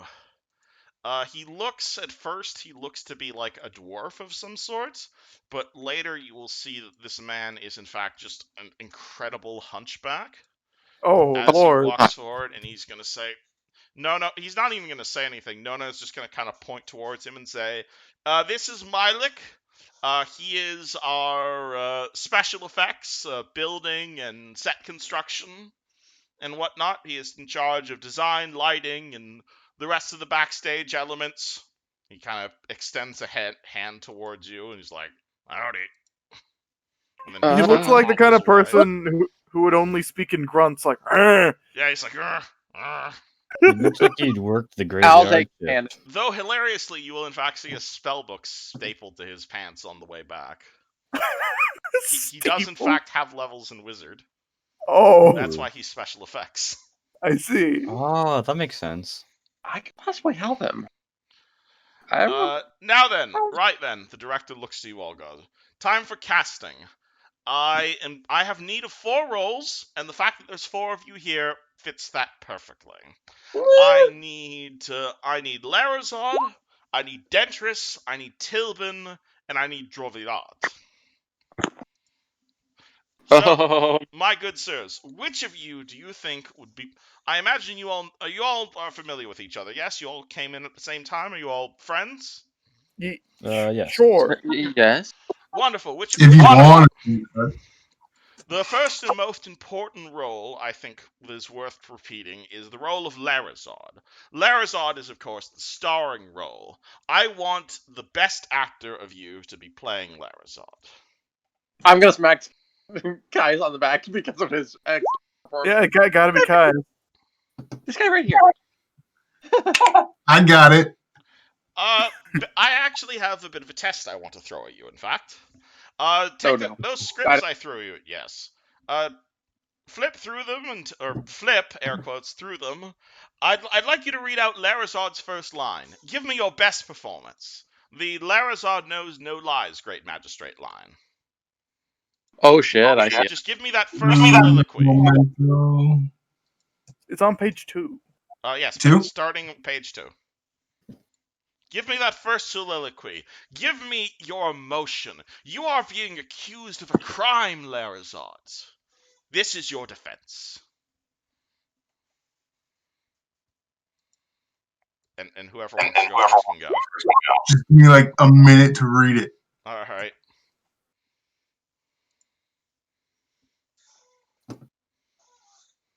Okay. Larazod knows no lies, great magistrate, and no slanderous tongue caresses my dignity. The accusations you speak are true as Lord Entropy's sword. I cleave clean through. Let the witnesses suffer no more lash. To burn their innards with pokers and steal their eyes is simply to waste precious toil, better spent in Entropy's service. There is but one point misaligned in this dark constellation. I seek not your death, though the secrets you harbor in your feeble heart deserve a gruesome demise. I carry no assassin's blade, nor breath-stealing spell to rob your mortality. I end you. I need only know you. To end you, I need only know you, and to cast you in an honest shade. I pierce your shadows of truth and show you for what I know. A false knave, a demon-supping wagtail, a batter's bard, a pus-leaking cataract in the eye of Lord Entropy's justice, and subject to the multi-headed administrations of a Merilith whore, dretch-loving plunderer, and traitor to our great Dark Lord. Perfect. You there, human. Can you do better? You in the dress. End scene. Perfect. You there, you in the dress. Can you do any better? Which one is he talking about? Well, only one of you is wearing armor. Houston, you want to try? Okay. I'm so used to everyone joking about me in a dress. Same lines? Same lines. Give me your best, Lazaroid. I want to hear the acting oozing from your voice. Alright, cool. Out of character, I gotta close my door for this. You're Well, good. you don't like reading out fake. You don't like pretending to be an actor in the game where you're pretending to be a character. I think he's gonna go all out. By all means, I want to hear this. Oh, I don't know. I'm not the loudest man. I'm not really sure about that, but Not loud. Emotion, my friend. Emotion. Larazod knows no lies, great magistrate, and no slanderous tongue caresses my dignity. The accusations you speak are as true as Lord Entropy's sword. They cleave clean through. Let the witnesses suffer no more lash. To burn their innards with pokers and steal their eyes is simply to waste precious toil better spent in Entropy's service. There is but one point misaligned in this dark constellation. I seek not your death through the secrets you harbor. In your feeble heart deserve a gruesome demise. I carry no assassin's blade nor breath-stealing spell to rob your mortality. To end you, I need only know you, and to cast you in an honest shade. I pierce your shadows of truth and show you for what I know. A false knave, a demon-swooping wagtail, a bailor's bod, a pus-leaking cataract in the eye of Lord Entropy's justice, and subject to the multi-hand administrations of a Marlith whore, dretch-loving plunderer, and traitor to our great Dark Lord. Perfect. You there, the other human. Give us a go. He points at Tarek. Oh, I don't look like a human right now. Oh, I thought you still had your hat of disguise up. No, I was giving it back, which is why we got confused. That Ice doesn't have it. So I Oh, have a you half there, orc. half orc. You give it a try. Give me your best. Give me your best. Tarek is gonna take a few deep breaths, very clearly panicking. Look Same over the script. lines. Same You got this, defense. bro. Larazod knows no lies. great magistrate, and no slanderer's tongue caresses my dignity. The accusations you speak are as true as Lord Entropy's sword. They cleave clean through. Let the witnesses suffer no more lash. To burn their innards with pokers and steal their eyes is simply to waste precious toil better spent in service. There is but one point misaligned in this dark constellation. I seek not your death, though the secrets you harbor in your feeble heart deserve a gruesome demise. I carry no assassin's blade, no breath-stealing weapon, spell to rob your mortality. To end you, I need only know you, and to cast you in an honest shade. I pierce your shadows of truth, and show you for what I know. A false knave, a demon-supping wagtail, a balorous bawd, a pus-leaking cataract in the eye of Lord Entropy Justice, and subject to the multi-handed ministrations of a Merilith whore, wretch-loving plunderer, and traitor to our great dark. Perfect! You there, in the back, the halfling. Yes. Give me your best Larazad. Okay. Larazad knows no lies, great magistrate, and no slanderer's tongue caresses my dignity. The accusations you speak are as true as Lord Entropy's sword. They cleave clean through. Let the witnesses suffer no more lash. To burn their innards with pokers and steal their eyes is simply to waste precious toil better spent in Entropy's service. There is but one point misaligned in this dark constellation. I seek not your death, though the secrets you harbor in your feeble heart deserve a gruesome demise. I carry no assassin's blade, nor breath-stealing spell to rob your mortality. To end you, I need only know you, and to cast you in an honest shade. I pierce your shadows of truth and show you for what I know, a false knave, a demon-supping wagtail, a Balor's bawd, a pus-leaking cataract in the eye of Lord Entropy's justice, and subject to the multi-handed ministrations of a Merilith whore, treach-loving plunderer, and traitor to our great Dark Lord. My good sir, that was perfect, and I'm sorry to say this, I think we got perfect on the first go. Here we go, Larazad! Never thought I'd cast a drow in my leading role, my good sir, but you just got your job. I've never gotten a lead in anything. I'm All so right. happy to be appreciated for something for once. The next role I'm going to need is Dentris. Dentris is a bit of a sharp-tongued wizard. He's got a knack for biting insults, quick wit, and he's also almost a bit of a father figure for Larazad. I want someone full of wit and full of cruel. The three of you, insult me. Come on, insult me. Give me your best. What does this guy look like? See session stuff. He's the guy with the monocle. He's the guy with the monocle and the cane. Give me your best Dentris. Hold on. This is a sharp-tongued wizard we're trying to cast here. He's a father figure to Larazad over here, but he's also really quick with the comeback. My good sir, you look worse than the world wound does. Better! You dress like my grandmother. Better!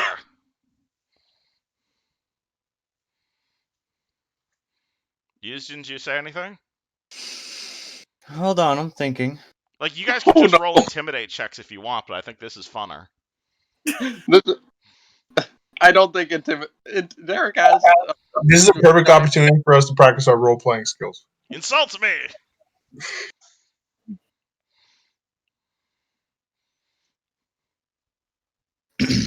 Why can't I be as charismatic as the bard in my other game who roasts people daily?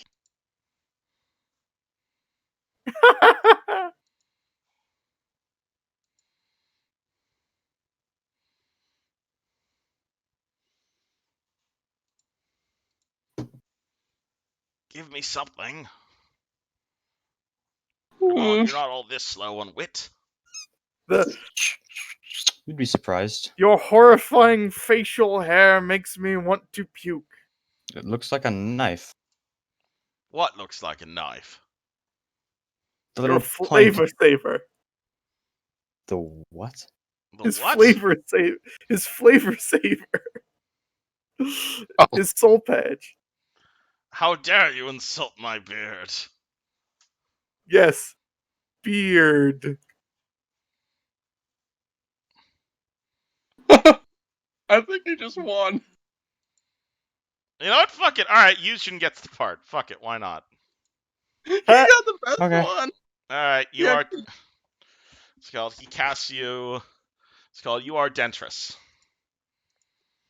Alright. That sounds like something my dentist would talk about.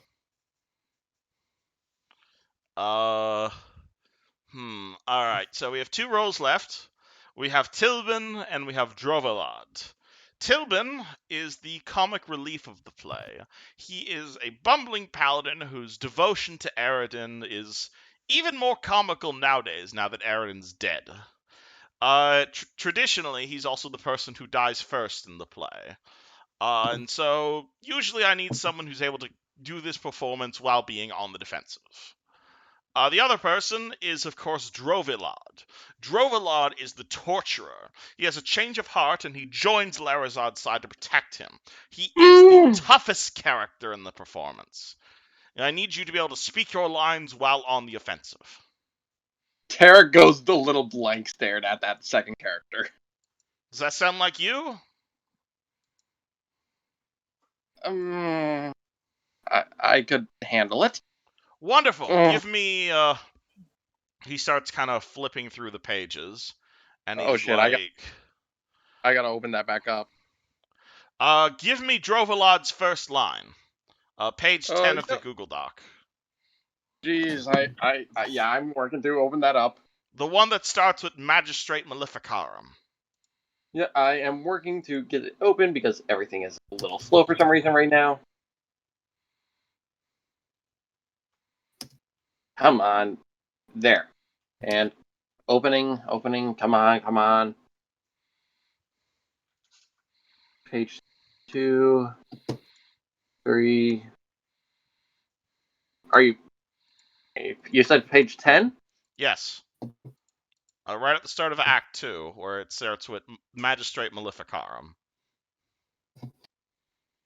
Okay. Magistrate Maleficarum, I come before you, a simple hand, lashes guided by the greater glory of Lord Entry. At which point he immediately pulls out like a fucking cabbage and throws it at you. Roll me an attack roll. As you're speaking your line. Like regular attack roll, or just a regular attack roll. He's throwing a cabbage at you. I'm gonna draw my sword and slice it. Okay, roll it. Okay, so +7. And obviously, while you're doing the line. 25, which is a threat for. So threat for a crit as I do that. Oh boy, you want to confirm your crit on the cabbage? Yeah, sure. All right. Cabbage fucking bursts into flame. Holy shit. May my scourge do him and this devoted tribunal proud. With your permission, I shall begin our first trial. And I swing my sword to my side, putting out. Perfect! We have our torturer, everyone! Wonderful. And I believe that leaves you, Mr. Halfling, as our comic relief. I hope you don't mind playing a paladin. I can do that. Wonderful! To the costumes with the 3 of you. And he basically throws you guys into a, what's it called, a small cacophony of, like, dressers and, like, makeup artists and a whole bunch of other, what's it called, backstage stuff as you guys start getting fitted for your costumes. Oh boy! All I can think is the irony of Tarek's role. Yeah, you got cast as the torturer, and the barbarian got cast as the paladin. I love it. And the Drow got the lead, I would say. Yeah, the fucking Drow got the lead role. Well, isn't the lead character supposed to be a tiefling? So that sort of fits. Well, yeah, he's gonna put some makeup on you. He's gonna put some like little devil horns on your head. You already almost look the part. Yeah. Yeah. How well do the horns look? Pardon? How well do the horns look? They look relatively convincing. They're standard like fake horns. I'm I'll go over and, with a little minor magic, since I have some knowledge of demon horns from my studies, manipulate the horn a little bit to make it even more grisly and realistic. Fair enough. And also, Keep in mind that we still have a week. You don't have to do that stuff yet. yeah. Also, the director will also, because we're almost done session, so the director will come to you guys as you're getting dressed, and he's like, right, the last matter I want to cover before we all go home for the night is the matter of payment. And he kind of gathers the rest of the actors together, and he's like, all of you will be paid a percentage of the house's take as, at the end of the performance. Thus, it is in the interest of everyone in this house to make the performance as great as possible, and to spend the next several days promoting this production. Until the performance is over, we won't know how much you are being paid. However, each of you, I will say this outright, will be paid 5% of the house's total take after the performance, with a possible bonus for a job well done. Okay. Tarek, horn me.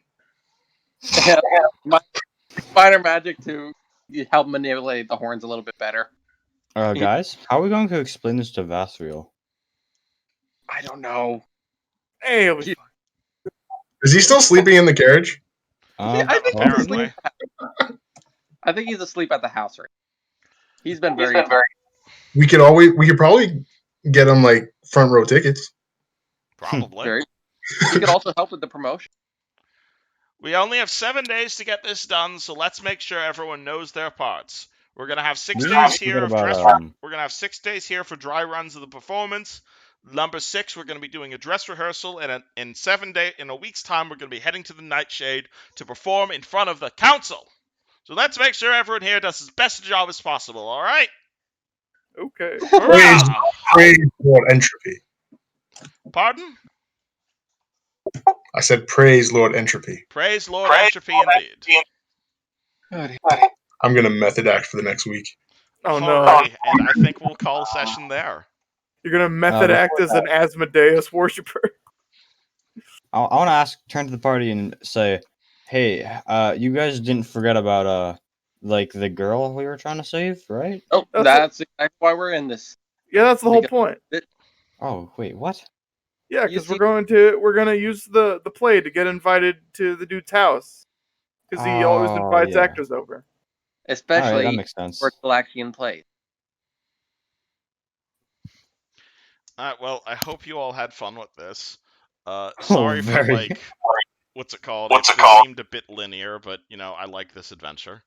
So you're good. Don't worry, you guys will be able to find Shayla soon. She's in the manor somehow, but first you have to survive this play. And yes, I do mean survive in the quite literal sense. You may want to consider reading through that script I sent you in your own time, because this is a Chilaxian play, so it has some splash aspects. Fun. By the way, for any acting bits, would Tarek get a bonus because he's literally lived the role he's playing? Maybe. I might be willing to give you a bonus since your character has a history of being a torturer.